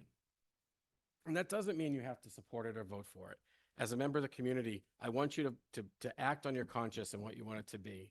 I just want to make sure you're acting on the reality of what this is and not something you read on Facebook.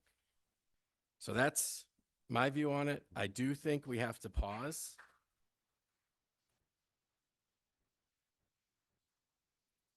I do think we have to pause and allow everyone to read and digest what that plan is. So I am aligned with the idea. Yep. Dr. Perry. Thank you. And again, just to be a little slight contrarian to that plan, because I do feel like we should act on this right away. The first recommendation that was dealing with, review by the planning board with a 30-day period, I think that was something that I did feel that the public was asking for.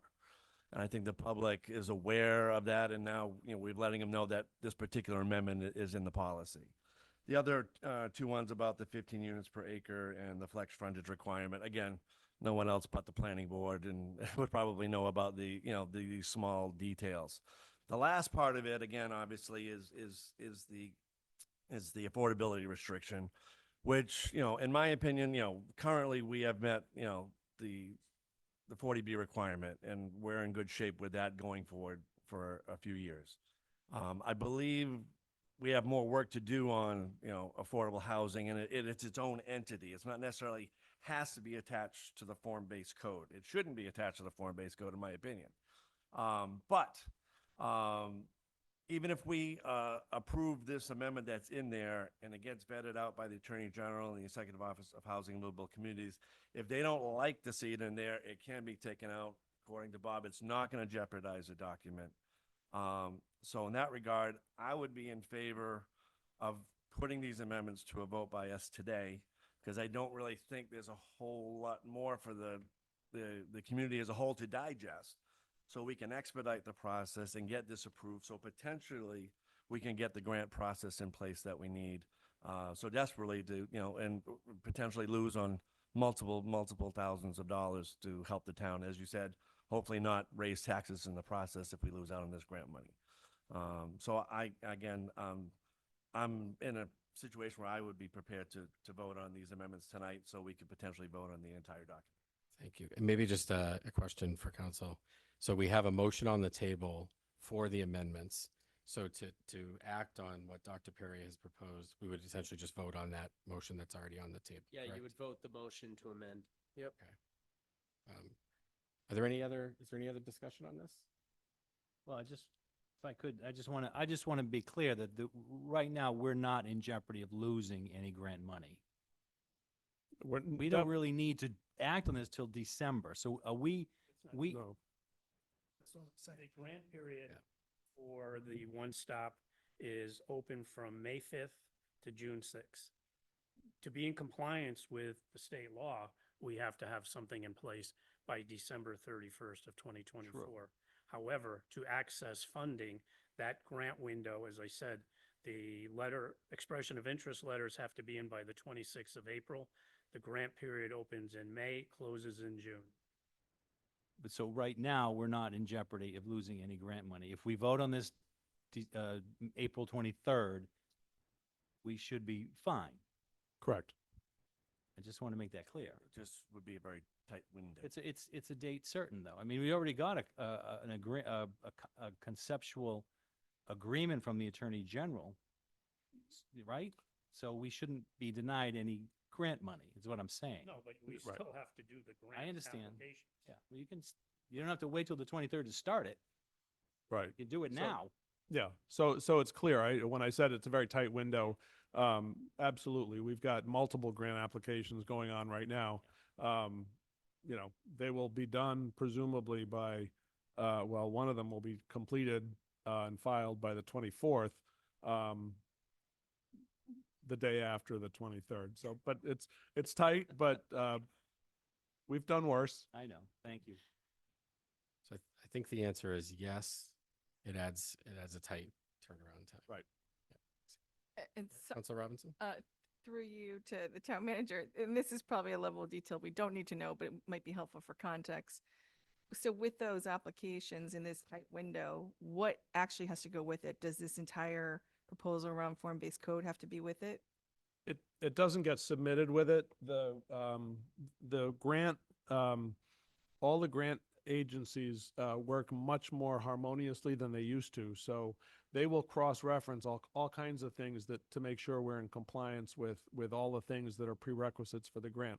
As Bob pointed out, there are multiple grants, multiple different grant groupings that require compliance. And they will go back and check with Housing and Livable Communities to make sure that Bridgewater is one of those communities that is in compliance. So that's kind of how it works on the state level.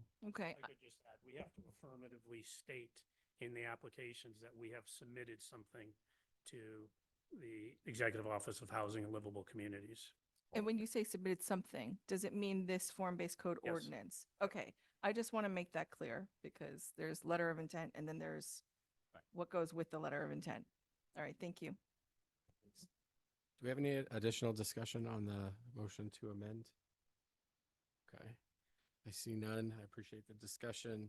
I think we can move to a voice vote on the motion to amend with the changes. All those in favor say aye. Aye. Aye. All those opposed say nay. Nay. Motion passes. Motion is amended. We we do have an active motion on the floor to vote on the amended version Of the entire form-based code. of the entire form-based code. I would second that. We have a motion and a second. Any additional discussion on that? It's to continue the public hearing, right? Or not? We have an existing motion from before. Right. No one's made a motion to continue. No one's. no, There's we're not- just a we're not motion, a pending motion to approve in a second. Okay, so there'll be no public input at the next meeting regarding this, right? Okay. Only if you vote to continue the public hearing. You already closed it. Didn't you already? Oh, yeah. I apologize. This is on me. It's a little complicated. I want to make sure I do it right. It's on both. It's, So- it's actually fine. Yeah, so first of all, there's no pending motion to continue at this time. Yeah. Right? So assuming that comes, that takes precedent over the motion to approve. And then you would go through that process.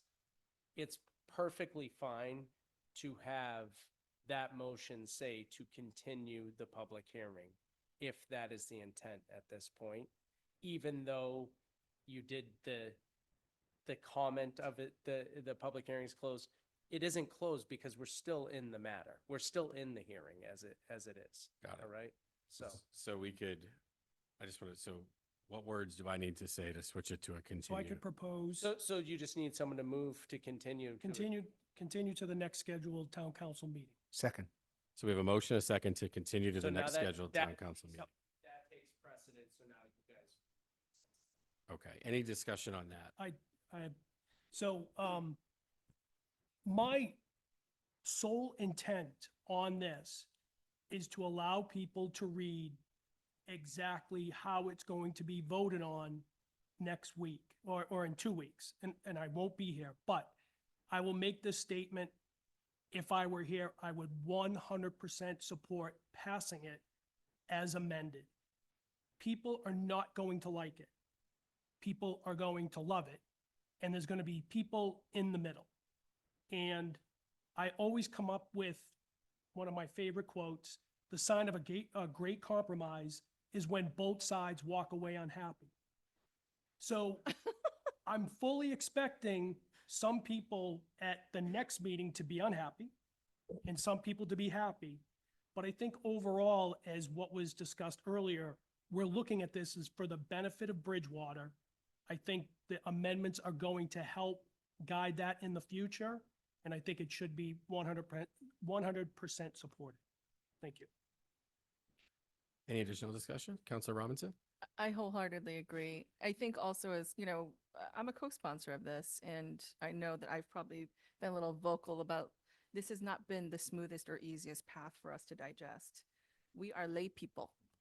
and we got a crash course in a lot of important information, and it's actually been incredibly interesting. However, more importantly is the fact that we do need to allow folks to know exactly what we have voted on. So I think that there's been a lot of good discussion tonight. I appreciate it. I'm glad we pushed through it. I absolutely would like to make sure that this amended version does get back to the public. So I don't know if that's, so if we, whether that's a matter of we continue the hearing and we put advertising this again, but this cleaned up version has got to go back out to the public. If we're struggling with this, how can we expect anyone else to get behind it? Yeah. Thank you. Can I ask maybe just a question on the logistics of that? So I think now that you've amended it, you create that version of the amended one Yep. and you post it.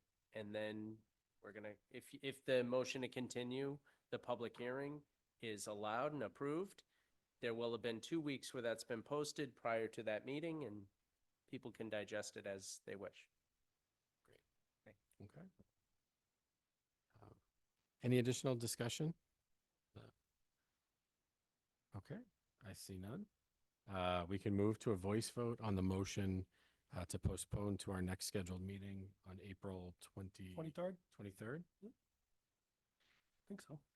All those in favor say aye. Aye. All those opposed say nay. Nay. Nay. All right, we have 2 nay, remaining aye, the motion passes.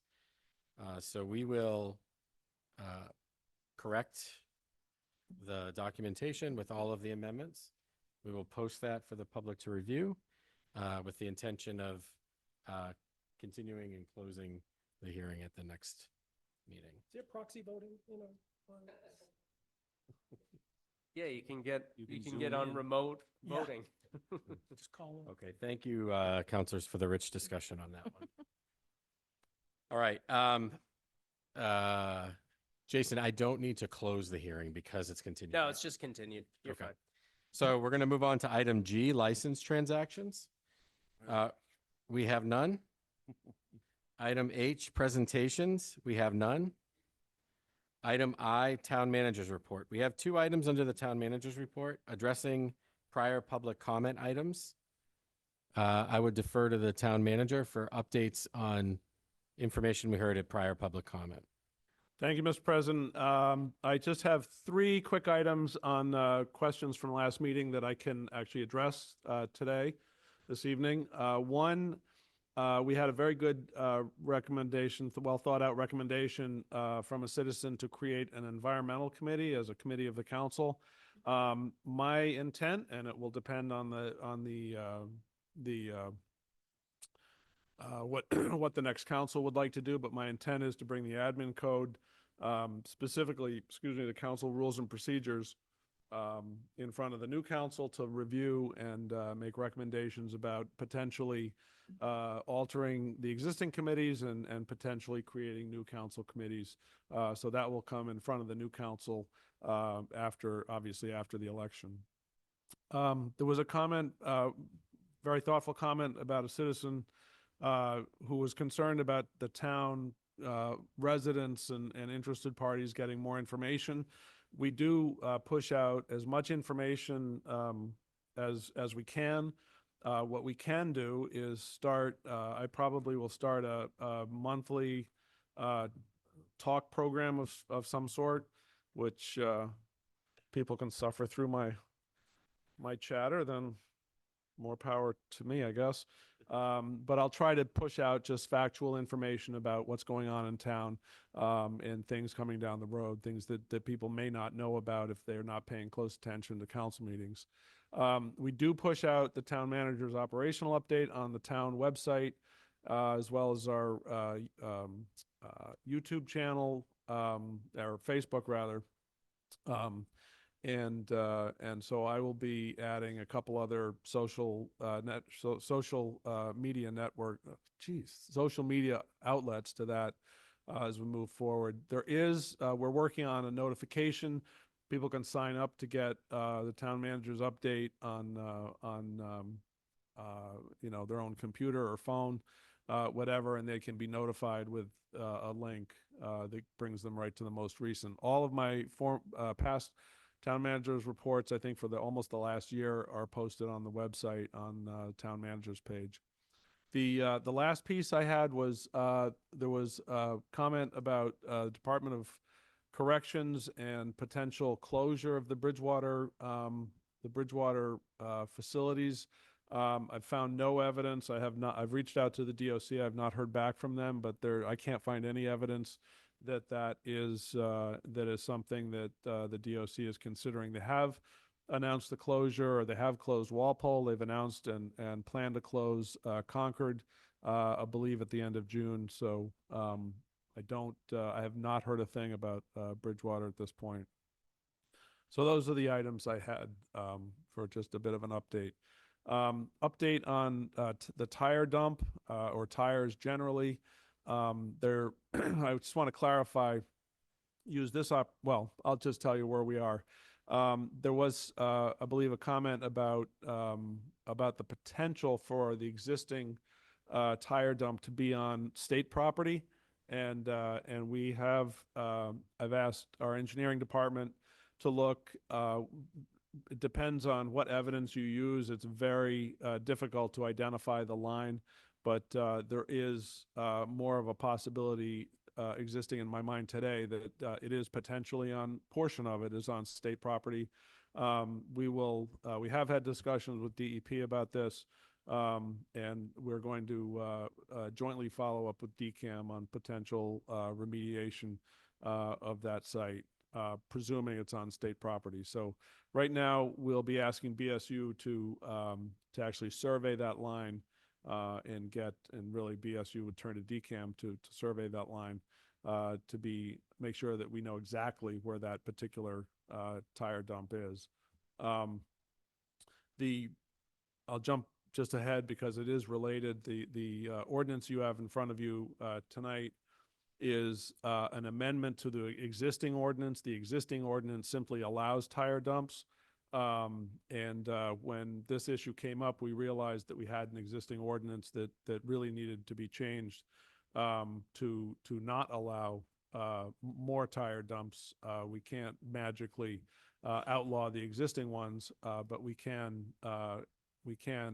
force them to maintain some of the criteria that's within the ordinance.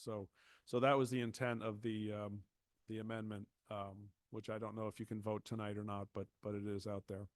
So I'm happy to answer questions on that. Are there any questions for the town manager? Okay, I see none. Thank you. We'll move on to item J, discussions. We have no discussions. Item K, committee reports. Would any committees care to report? I see none. We'll move on to item L, legislation for action. The first item, order O FY 24-027. This is FY 25 water and sewer rates. This had been referred to FinCom. FinCom did not meet, so we actually can't vote on this. I would entertain a motion to postpone this to our next scheduled meeting. So moved. Second. A motion, a second. Any discussion? I see none. All those in favor say aye. Aye. All those opposed say nay. The motion passes. We'll put that in the next agenda. Item B, order O FY 24-033, Town Council acceptance of proposed license, permit and fee increases effective July 1. Budget and Finance voted 3-0 to recommend at their 3/19 meeting. Finance Committee voted 6-0 to recommend at their 3/18 meeting. CED voted 3-0 to recommend at their 4/1 meeting. Motion to approve. Second. We have a motion, a second. Any additional discussion? I see none. All those in favor say aye. Aye. All those opposed say nay. Motion passes. Item C, order O FY 24-035, adoption of a 5-year capital improvement plan. Budget and Finance voted 3-0 to recommend at their 3/19/24 meeting.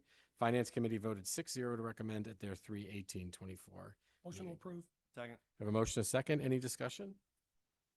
I see none. All those in favor say aye. Aye. All those opposed say nay. Motion passes.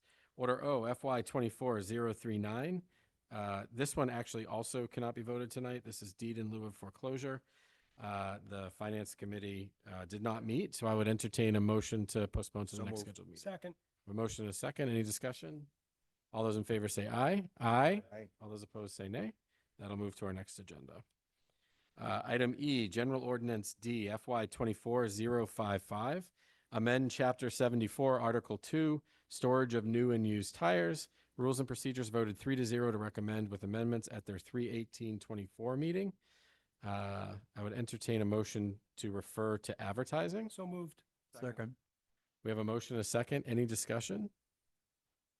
I would just highlight the comment that our town manager mentioned, where the idea behind this is there was a sort of an existing version of this that we wanted to correct. This is the correction. In the future, certainly additional input to further refine that, could be provided.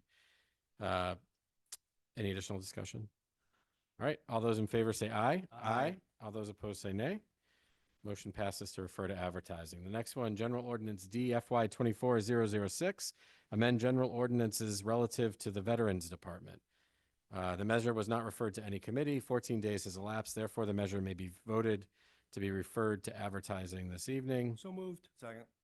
We have a motion and a second. Any additional discussion? I see none. All those in favor say aye. Aye.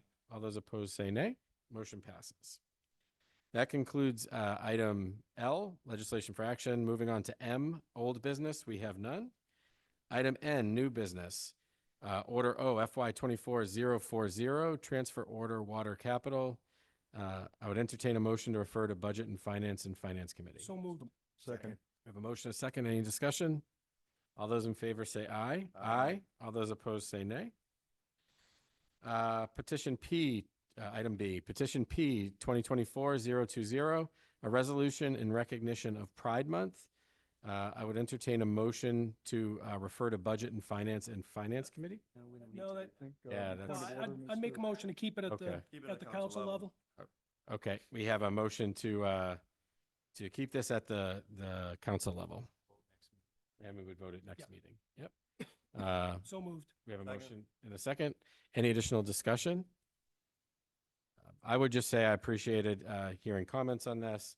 I think as people have seen me discuss in the past, this is certainly something I think is necessary in town. Any additional discussion? Sorry, we're talking about the pride thing, right? Yeah. If I could just make a general comment. It's unfortunate that we had to hear from so many people talking about their very personal experiences, about their children's personal experiences, when we all know these things do happen in this community and everywhere, honestly. Fred, I appreciate that Fred asked me to help co-sponsor this. I'm gonna be really honest, I don't love performative things, and flags sometimes can fall under that. But I think it was a really good reminder that we still need them, apparently, because we need to remind the community that hate does not have a home here. Not to, overuse a phrase that's been overused, right? But it is, like I said, it's just disheartening to have to hear that when we know this is already going on. A few years ago, an organization that I was involved with actually did a survey in the community, Bridgewater, Rainham, and it was with high school students. And one of the top issues was slurs around homosexuality. And then the second part was about being subjected to overt racism in our schools. Here I am thinking that, like, the way I grew up, I would never wish on so many young people today, and it's still happening. So here we are in our next civil rights movement again, I guess, but appreciate full support on this. Thanks. Thank you. And Councillor Chase, as a sponsor, would you care to speak on this? Well, thank you, Mr. President. I certainly do appreciate, as does Councilor Robinson, the many voices who chimed in this evening to express support for the flag ordinance.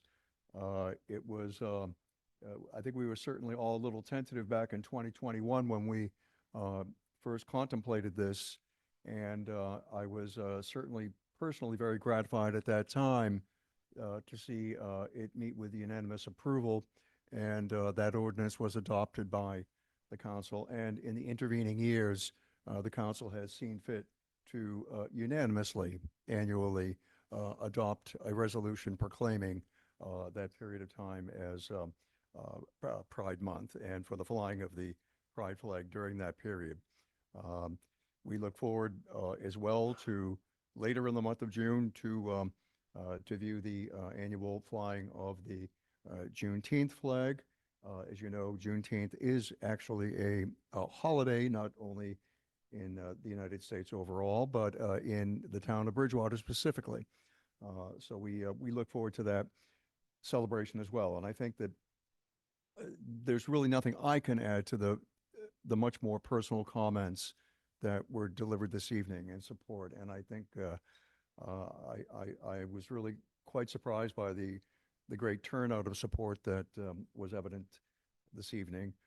And not just with respect to the flag issue. The fact of the matter is that we had a standing room only crowd here for all of the legislation before us this evening. And there was great input received on every issue. So I appreciate all of that. But I do appreciate everyone's support with respect to the flag. And that certainly extends as well to my fellow councilors for all of your past support of the flag ordinance. Thank you, Councilor Chase. Councilor Murphy? I was just going to propose that we amend, I believe the dates are wrong on here. It says 2023 through June 3rd through June 16th, 2024. Thank you. So we have a motion to amend the dates to 2024. Second. Motion and second. Any discussion on the amendment? Okay, all those in favor of the amendment, say aye. Aye. All those opposed, say nay. Motion passes. Change your pay to it. So the motion on the floor is to hold at the council level until our next scheduled meeting. Any additional discussion on that?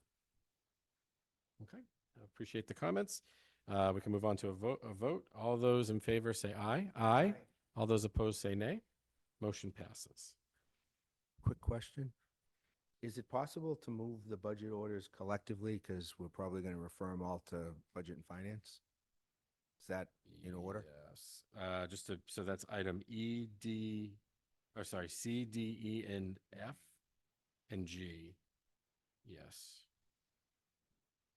NH. Okay. So the motion on the table is to vote items C, D, E, F, G, and H as a single unit to refer to Budget and Finance Committee. Second. I'll second. All right. We have a motion and a second. Any additional discussion on that? I see none. All those in favor say aye. Aye. All those opposed say nay. The motion passes. Make a motion to refer C through H to Budget and Finance Committees? I think that's what we just. No, we just do that. Didn't we just do that? No, We- you suspended the rules to do that, and now you have to. Right. vote. Yeah. Now you have to vote on it. Thank you. I'll second. All right. So we have a motion. The first motion was the suspension of the rules to do it. Yes. Now we have a motion. So to now do we it. can do it. Thank you. So What are we gonna do when moved. you're not here? That's- All right. A lot better. So now we have a motion on the floor is to refer to Budget and Finance Committee. So moved. We have a motion and a second. All those in favor say aye. Aye. All those opposed say nay. Motion passes. Thank you. All right. Moving on to item O, citizen comments. Just read this again. Due to Massachusetts open meeting law requirements, discussions will not take place during public comment periods. If appropriate, responses to questions and concerns will be given by the town manager at a future town council meeting. We would invite anyone from the public who'd like to speak to approach the podium and keep it under 3 minutes. Thanks. Hi, Janet Hanson, Pleasant Street. Couldn't end without obviously making a comment. I want to first say thank you for continuing the zoning to the next meeting, at least so we can see what it is, because it's very hard to follow. I have no idea what the amendments are. And I'm hoping I can find it on the website easy. But to be honest, I don't think it's really going to matter to the public. I mean, we're going to see it, but even though we can still comment on it, which I'm glad, I don't feel like it's going to make a difference at this point. I'm hoping it might, but I am glad that you're continuing it. I appreciate everybody's time on this. We just don't need to look like a big city to get what we want to get done. I'm still going to say it. I'm disappointed on the height. I just feel that's going to be too big. And I'm just concerned about the homes and the small businesses that are already in that area of the CBDR. I just feel like they're going to be pushed out. That's Spring Street, Hale Street, and even on Broad Street. Hopefully not. And I am disappointed. I mentioned it in my letter and also tonight. I hear nothing about Central Square, and that's part of all this. It's right in there about the Central Business S standard. I would want I'm hoping, since you didn't discuss it tonight, if you can just definitely discuss it next week. Everything's about the R, which is a big major thing. But I need clarification on the language within that standard. I have some questions on it and it's confusing. I want Central Square to be protected and hopefully that's what it is. But there's a lot of words like demolitions in there. And I think people need to know what is intended in that standard. So I really hope, I was disappointed you didn't bring it up. So other than that, I just hope you realize that whatever you put in that ordinance, it's etched in stone. You can't tell somebody if they want to build 5 stories that they can't, because it says they can. And I know it's a certain percentage, but I'm just concerned that it leaves a lot to not be able to say no. So, but thank you for your time, and I hope to hear about the other standard next time. Thank you. Good evening, Jim Candido, Stetson Street. Reason I didn't come up earlier, I wanted to hear your discussion on, that you just had. I didn't receive the town manager's email. I wasn't in your 3-hour meeting, so we don't get all the details. As mentioned before, many folks are against the farm-based code. This is another forced 40B as far as I'm concerned. I guess we can call this the governor's forced 40 ABC. If the town agrees, we get a carrot. If the town disagrees, we get the big hammer and the sickle. Many towns in the Commonwealth already have rejected this. I think it's going to court. And I think we should just step back. I'm glad Mr. George recommended pushing it out at least until the end of April. But I'd like to run this by you, Mr. President, to the town manager, because we never get feedback. We can come up here and talk for 3 minutes and 3 minutes and 3 minutes, and we have no feedback. But can the town manager put on the ballot for November this issue, this farm-based, to see what the town thinks about it as a whole, instead of pockets? That's a question, and hopefully I can get an answer tonight. You know, the Campus Plaza, like it's been mentioned so many times before, the height, I think you should just say 4 stories, period, no matter what you're building, except maybe a church steeple, to not go higher than 4 stories. There's no reason for 5, there's no reason for 6. As I've mentioned before, Campus Plaza, the Bridgewater Common, will never be a destination site, not in this location. I was happy to hear about the Correctional Institute. Boy, look at the acreage there. Look at the town that could be built out. But, you know, these 2 locations will never be a Mashpee Commons. They'll never be a Mansfield Village. They'll never be a Derby Street like in Hingham.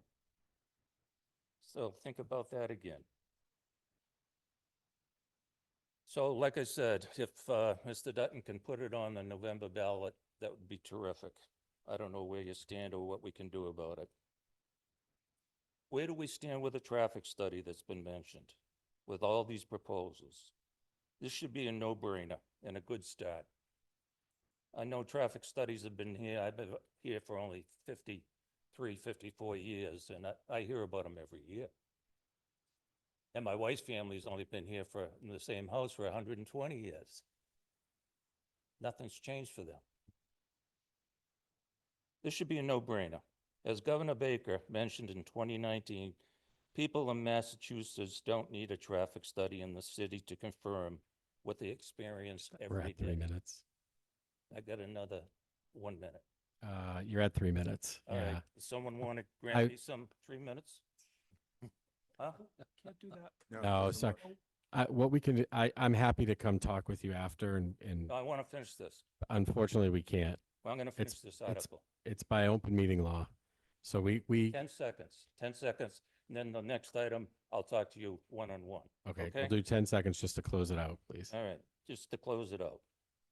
What Governor Baker said, to confirm what he has experienced, we experience it every day. The congestion, it has gone from bad to worse. from a occasional inconvenience and frustration to a constant daily reality. And this also includes local roads. Thank you. I'll mention the next thing to you, but what I'm going to do is give you these newspapers because we don't have any communication in the town. Okay, maybe actually, could you hand them to the town, the town clerk? We will absolutely get it. Okay. All right. Do we have anyone else from the public who'd like to speak? Hi, Sam Baumgarten, 60 Short Street. It's my understanding that items that are brought forward at citizens' comments would be addressed at the next meeting. This is my little note paper from the previous meeting to tonight, when I asked about hybrid meetings, parking, people parking out front here and taking the 30-minute spots all day. I asked about a question about the NIP, and I asked about microphones. None of those were addressed tonight. And I will just leave by reminding you again that we have trouble hearing back here. I don't know how it comes out on Facebook or video, but you have to put the microphones here. This doesn't work. Thank you. Thank you.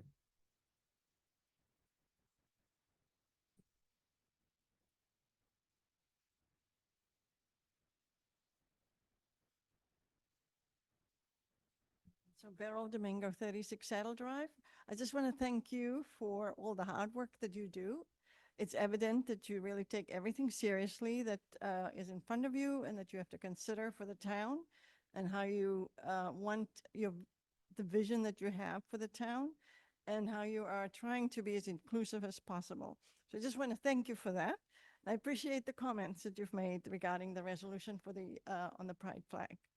Thank you.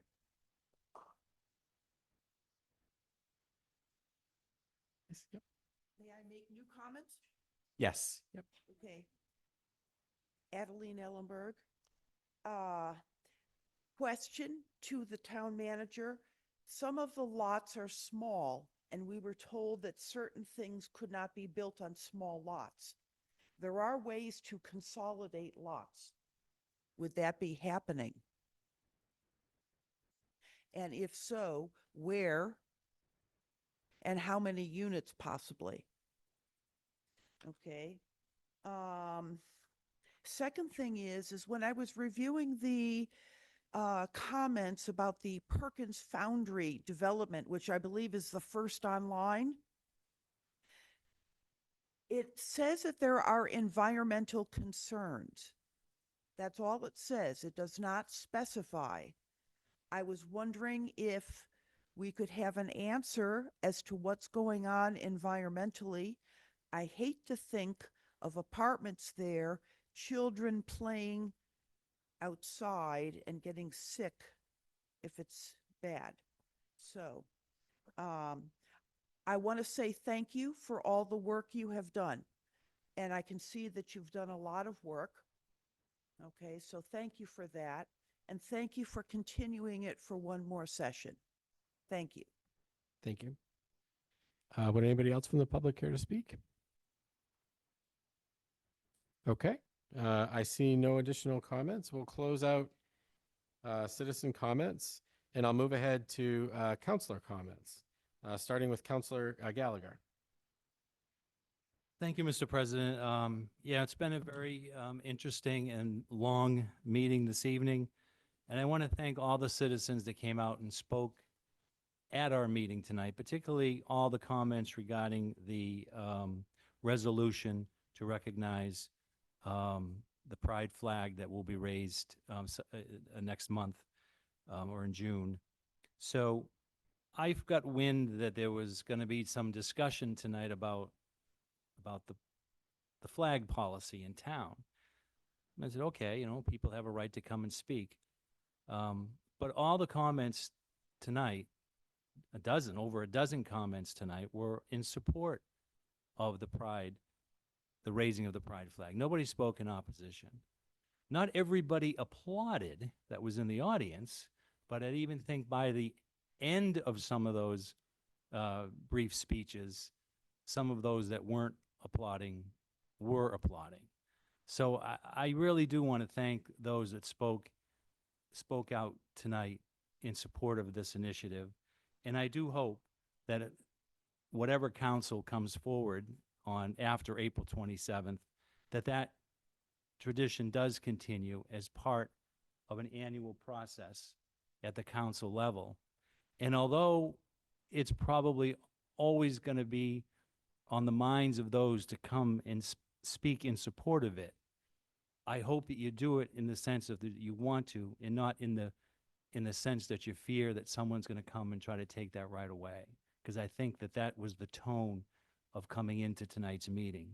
So I really do appreciate those comments, and I will definitely be in attendance this year, although not a counselor at that time, but I will be in attendance for that ceremony because I think it's a worthy ceremony in our community. And again, I thank all those that spoke in favor of that. I had a great time with Counselor George last week where he and I helped our veterans.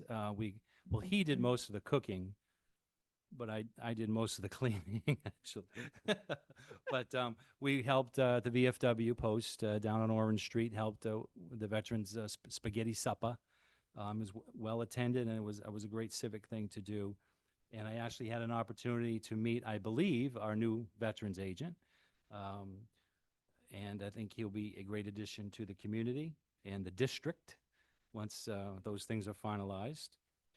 And so this is my second to last meeting, but we do have a budget and finance meeting coming up, not on April 23rd before the council meeting. We have a special budget and finance meeting on April 16th. So I would encourage anyone that's running for council, or even some of my current colleagues who will be here after April 27th, because you may be on that committee. So because we're going to lose two of us after April 27th, and the budget, the $70 million budget, will be discussed. I know we will have a discussion about it too eventually on the council, but anyone that wants to attend that, feel free to do so.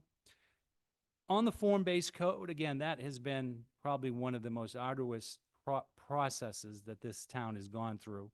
We have been certainly involved in that, but the hours that the planning board and the Community and Economic Development Committee from this council have put into that public policy has been tremendous. And like has been said before, no matter what the vote is, not everybody's going to be happy with it. What happens with all these lawsuits that are pending in other communities and how that may affect us if we approve it or not approve it, we don't know. But again, we have heard, as the council president Moore has said, we have been trying to, for so long, address the needs of our downtown and the downtown revitalization, whether it starts at the Common to Broad Street, to Spring Street, to Campus Plaza. And we now have a vision and a policy that's coming to head to help address that. Not forced on us. We took a lot of time over the last couple of years to develop this with amendments, with discussions, with hearings, with citizens' input, surveys, consultants. This wasn't something we just whipped up and put it before the town or the council to support. So however the vote is in 2 weeks, however that pans out, I think that we can certainly, hopefully, be known as a council and a town that took it seriously and did our due diligence. And finally, I just want to say, I know tonight is Councilor George's final council meeting because he has said that he will not be able to make the April 23rd meeting. And I just want to say, Sean, as a friend and as a colleague, I appreciate the work, the dedication that you have had to this community. I know your wife is here tonight, and the time that you have taken away from doing things with her and your family over these past 7 or 8 years, I know has not gone unforeseen. So thank you for the time you have spent on the council, and I certainly appreciate the work that you've done, particularly with me and Councilor Lindy and others on the Budget and Finance Committee. Your input is certainly worthy. Your expertise and your knowledge on that have been very, very helpful to all of us. And you've held us all accountable on certain things. You've spoken your mind, and that's what we need to do as a counselor. So again, I wish you well in the future. I know you're not going away. You're just not going to be sitting in that chair after tonight. So I just want to say thank you for your service to the town, and the town should be grateful for all of us anyway that step up to the plate and serve, whether it's one term or 3 or 4 terms. Thank you, Mr. President.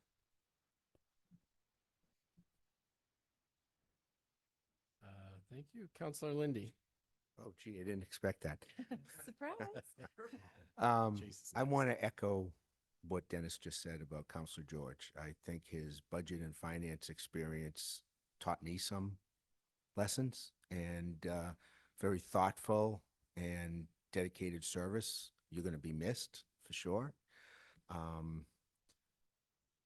We'll have to have you do cooking lessons for pizza, and then we can all learn how to make it better. I really thank the citizens of Bridgewater for coming out tonight and speaking about their concerns and their thoughts. I'm glad we continued the form-based code to the next meeting. I know it's tight, but obviously we have a meeting, so we have to act on it at that point. I'm sad to see a business in two businesses close in Central Square. The comic book store and Central Square Computer. Central Square Computer is in Middleborough where the other office is, but I'm worried about that. I would echo the comments that were made here before about what are we going to do with the downtown business district, okay? And I just want to see us move forward with that part too. And that's all. Thank you. Thank you, Councilor Lindy.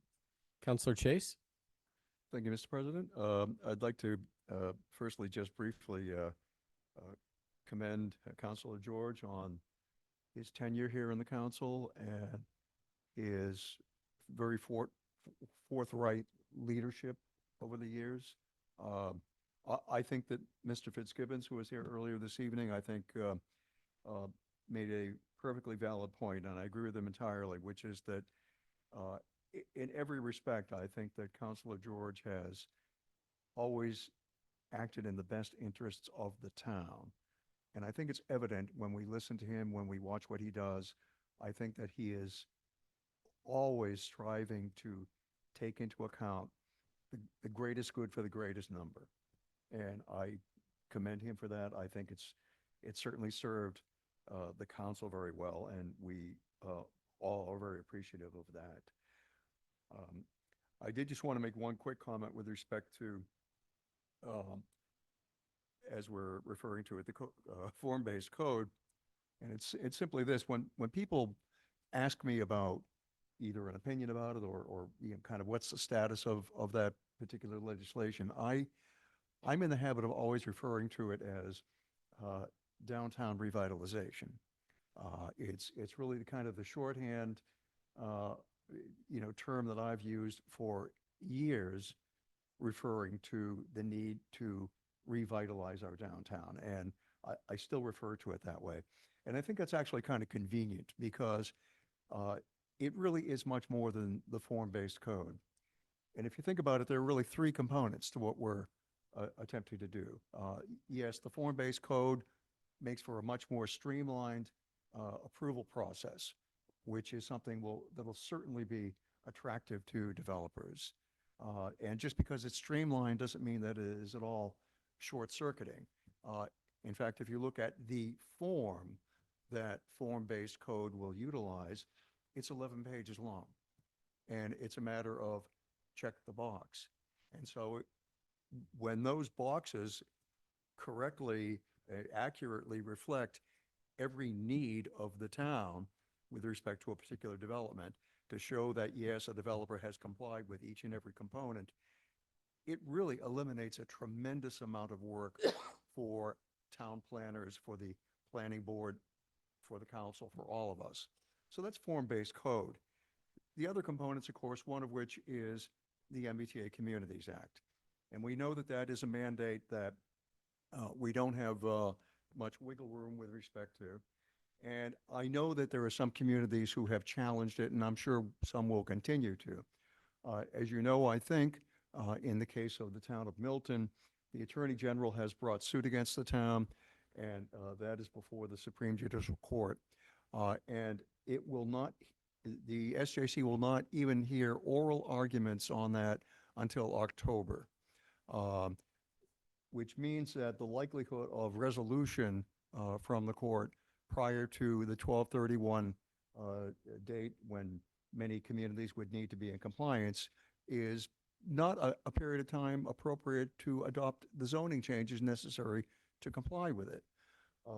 So towns that do that, unfortunately, in my opinion, are really playing with fire. And I say that because one of the biggest downsides of not being in compliance is the loss of a great amount of grant revenue. And as well, inviting suit from the Commonwealth, such as Milton faces. And that certainly means that were a community to face that prospect, they would need to hire outside counsel to defend the town at considerable cost. And it's, in my estimation, not a winning proposition. Part of the relief that's being sought from the Supreme Judicial Court is a declaratory judgment. And if in fact the SJC does grant a motion for declaratory judgment and rule on that basis, this could be a very swift end. In fact, it really would mean that there's no trial per se. It would be a slam dunk in favor of the Commonwealth. Now, with respect to grant funding, we've spoken about that, a lot of that tonight in a different context. And I'll just remind you that 2 weeks ago we sat here and we found that we had a number of items on our agenda that were all related to grant funding, and there were 5 of them. And just as we did tonight in another matter, we decided to group them together and pass and accept the grants on the basis of one single vote, not 5 separate votes, just as a matter of expediency, which is appropriate in circumstances. The only downside to that is the public didn't necessarily get to know what these grants were, how much they were, and how much the town has come to rely on grant funding. There were 5 of them, as I mentioned, and in total, they exceeded $550,000. Now, those are just grants that were approved and accepted by the council 2 weeks ago tonight in this room.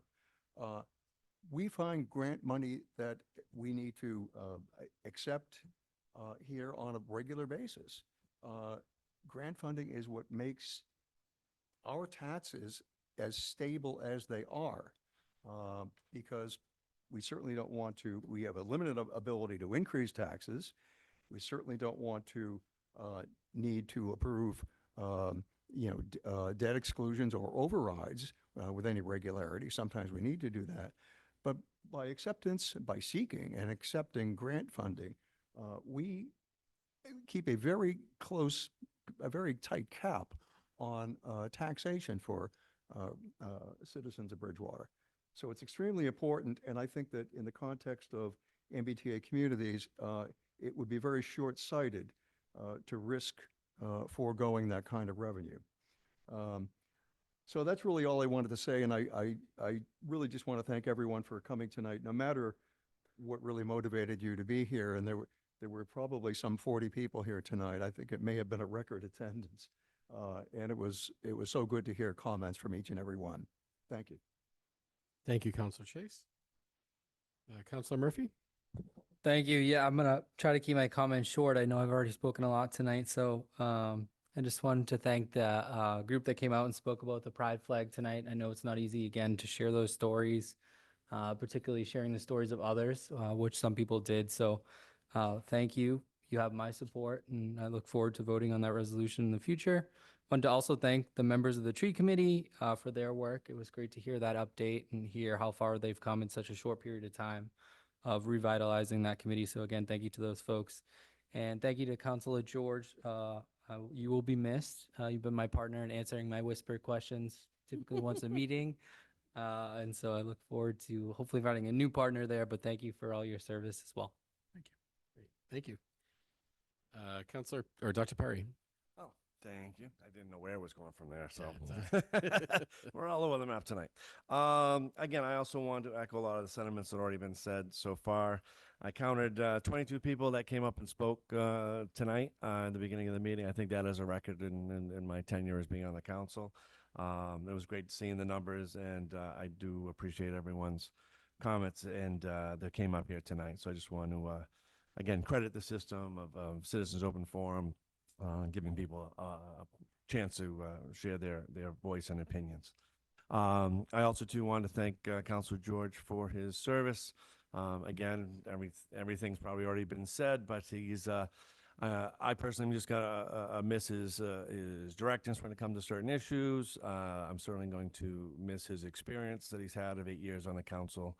Whoever who steps into his particular seat has a big seat to fill. So I thank Mr. George and wish him the best in his future endeavors. And who knows, maybe we'll come back down the line. We'll see. Let's see. I also want to, again, Mr. Chase's comments on form-based code and the MBTA Communities Act, very well spoken. Completely agree with everything he said there. You know, the towns that are fighting this, that's certainly their prerogative. But as a town, a lot of grants and money is available. We've got a big bill coming up in water and sewer expansion repair, and without following the MPA Communities Act, we're going to be potentially out on tens of millions of dollars of potential grants coming in to help us, you know, pay that bill. And we don't want to see that falling back on the taxpayers. So again, very, very important that, you know, the work is being done by the council, the level of work, the time it's taken to get to this level. You know, will come up hopefully at our next meeting and a vote can be taken. As it was asked, can this be brought up on a ballot in November? And I believe the answer is definitely no. It's not going to be brought up on a ballot. But it's done on behalf of the town in the best interest of the town. Most of us have been here in town a very long time. We all have the best interests of the town at heart. We don't want to see anything negative or negatively impactful happen on the town. So all of us are in the same heart and light going forward, trying to make decisions that are in the best interest of the town so the town can grow responsibly and you know, in the direction that's going to make most people happy. What else I want to say? Oh, one other thing I do want to mention.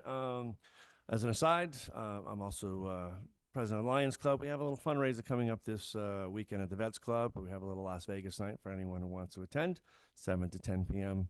You can buy tickets at the door, but it's going to be a really fun event, and all proceeds go to Lions Club Charities and iResearch. So if anyone wants to attend, please come on down.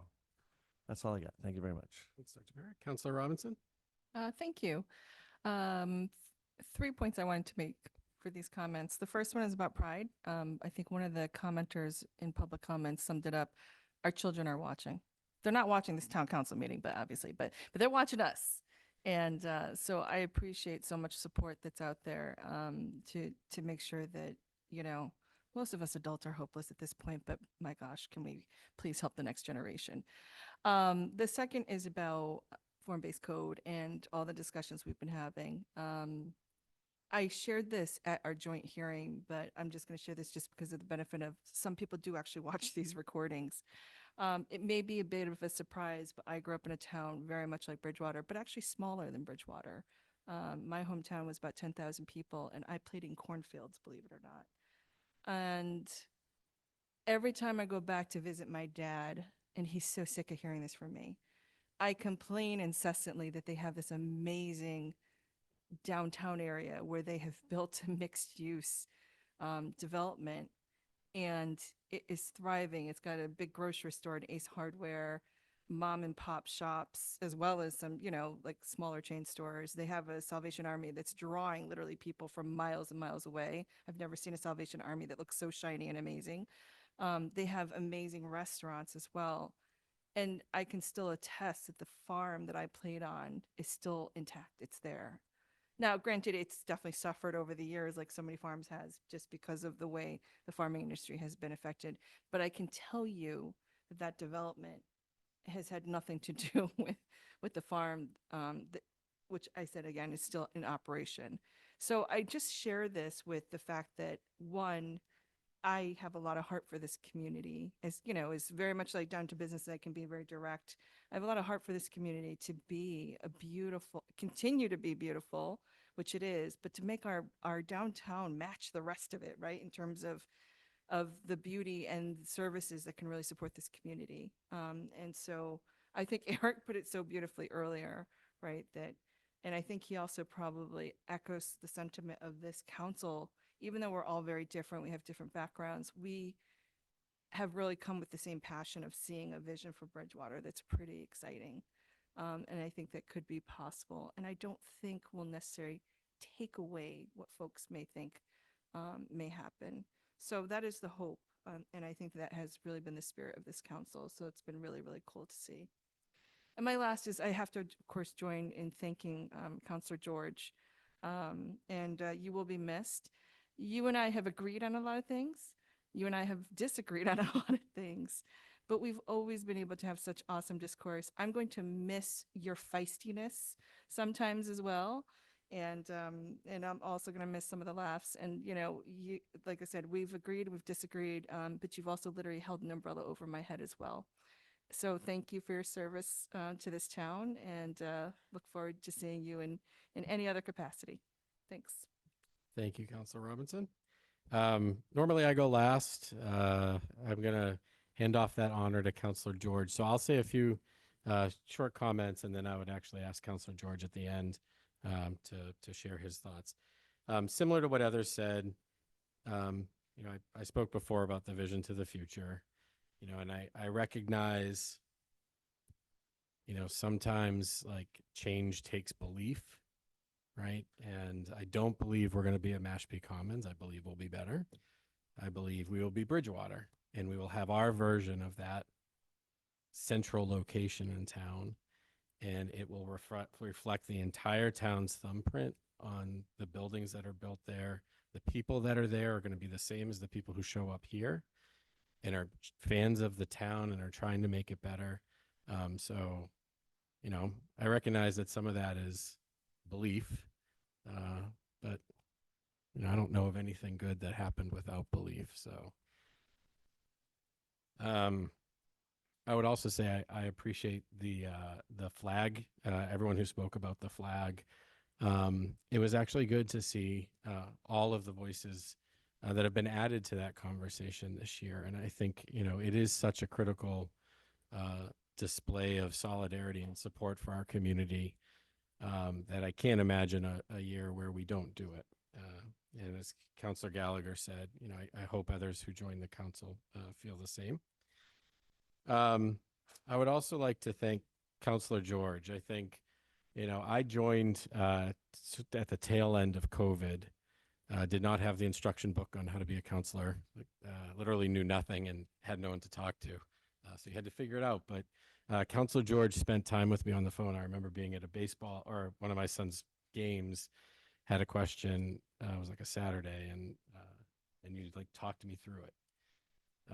And so I think, you know, as others have said, we expect people to have different opinions, but we also expect you to engage in that in a really productive way and try to get to the best outcome for everyone. And Councillor George always approached every conversation like with that mindset of it is a debate, and by debate we get a better outcome. And through being friendly and supportive of your peers, you know, you build the relationships in a very genuine way that people appreciate kind of what you do. And so Councillor George did that in an amazing way. And also, I want to recognize, guided this council through a very tough period in COVID, and brought us out the other end stronger. And so for all the reasons everyone else said, all of my own personal reasons, you will certainly be missed. And I do hope you continue to share your voice as a resident, as a neighbor of those who now represent us. So thank you. With that, I'll hand it off to you. Thank you to everyone. As I sat trying to put together a short list of things to talk about during my time in the town council, the first thing that came to my mind was to quote a verse of the Grateful Dead song, Truckin'. What a long, strange trip it has been. But before I talk about my 7+ years on the Bridgewater Town Council, I need to start by saying some well-deserved and probably well overdue thank yous. To the supporters who encouraged me to run for the Bridgewater Town Council, even when I had serious doubts I could be the first to defeat a sitting town councilor. To the voters of Bridgewater who elected me 3 times to the town council, I realize not everyone who voted for me would agree with every stance I took on town matters, but I do hope all understand any stance I took was for the overall benefit of Bridgewater. To Attorney Rollins and his very straightforward black and white approach to very complex legal matters and keeping the town council out of legal hot water. Although I still firmly believe town council members can attend any town or district meeting without having to post it. We'll leave that for debate later. To Town Manager Michael Dutton and his team for their efforts over the years keeping Bridgewater moving forward, even if it is at the speed of government. They all have been very accommodating to my requests over my term and have helped me with preparing for town matters that I was involved in. To the former town council clerk, Ann Holmberg, and current town council clerk, Deb Ward, working for 9 different people while supporting resident requests is a daunting task that has been done with great success. To the 9 current and 8 former town councilors that I've had the honor and privilege to serve with, even though there are many times over the years that we did not agree, I never felt any one of the councilors were driven by personal gain. To say the town council role at many times is a job that has many ups and downs, but this group as a whole has kept things moving forward. And last but certainly not least, thank you to my family. Having to deal with my committee and town council meetings, town events, and folks needing to talk to me for a minute as we did things in Bridgewater, eating, shopping, picking up my dry cleaning, getting a cup of coffee, and probably a bunch of other things, was not easy for them. But my family never complained once about those situations. Again, I cannot say thank you enough. And now to close on my final thoughts. Bridgewater, in my opinion, is at a crossroads regarding its future identity. Yes, we have been a farming town for centuries, and with that came a small town charm that is beneficial to this day. But that should not stop the community from looking forward on how Bridgewater needs to change to position itself for long-term growth and success in the future. This is where the current and future members of the town council have to listen to all opinions, be it from meetings, telephone calls, emails, being stopped in the street, or any other avenue of communication, and take them all into consideration on where to stand. The ones who are the loudest should not drown out the ones who are the quietest. They all should weigh the same. I very much appreciate everyone listening to my thoughts. And with that, I would like to make my last motion at a town council meeting. Since there's no executive session, I make a motion to adjourn. Do I hear a second? Second. We have a motion and a second.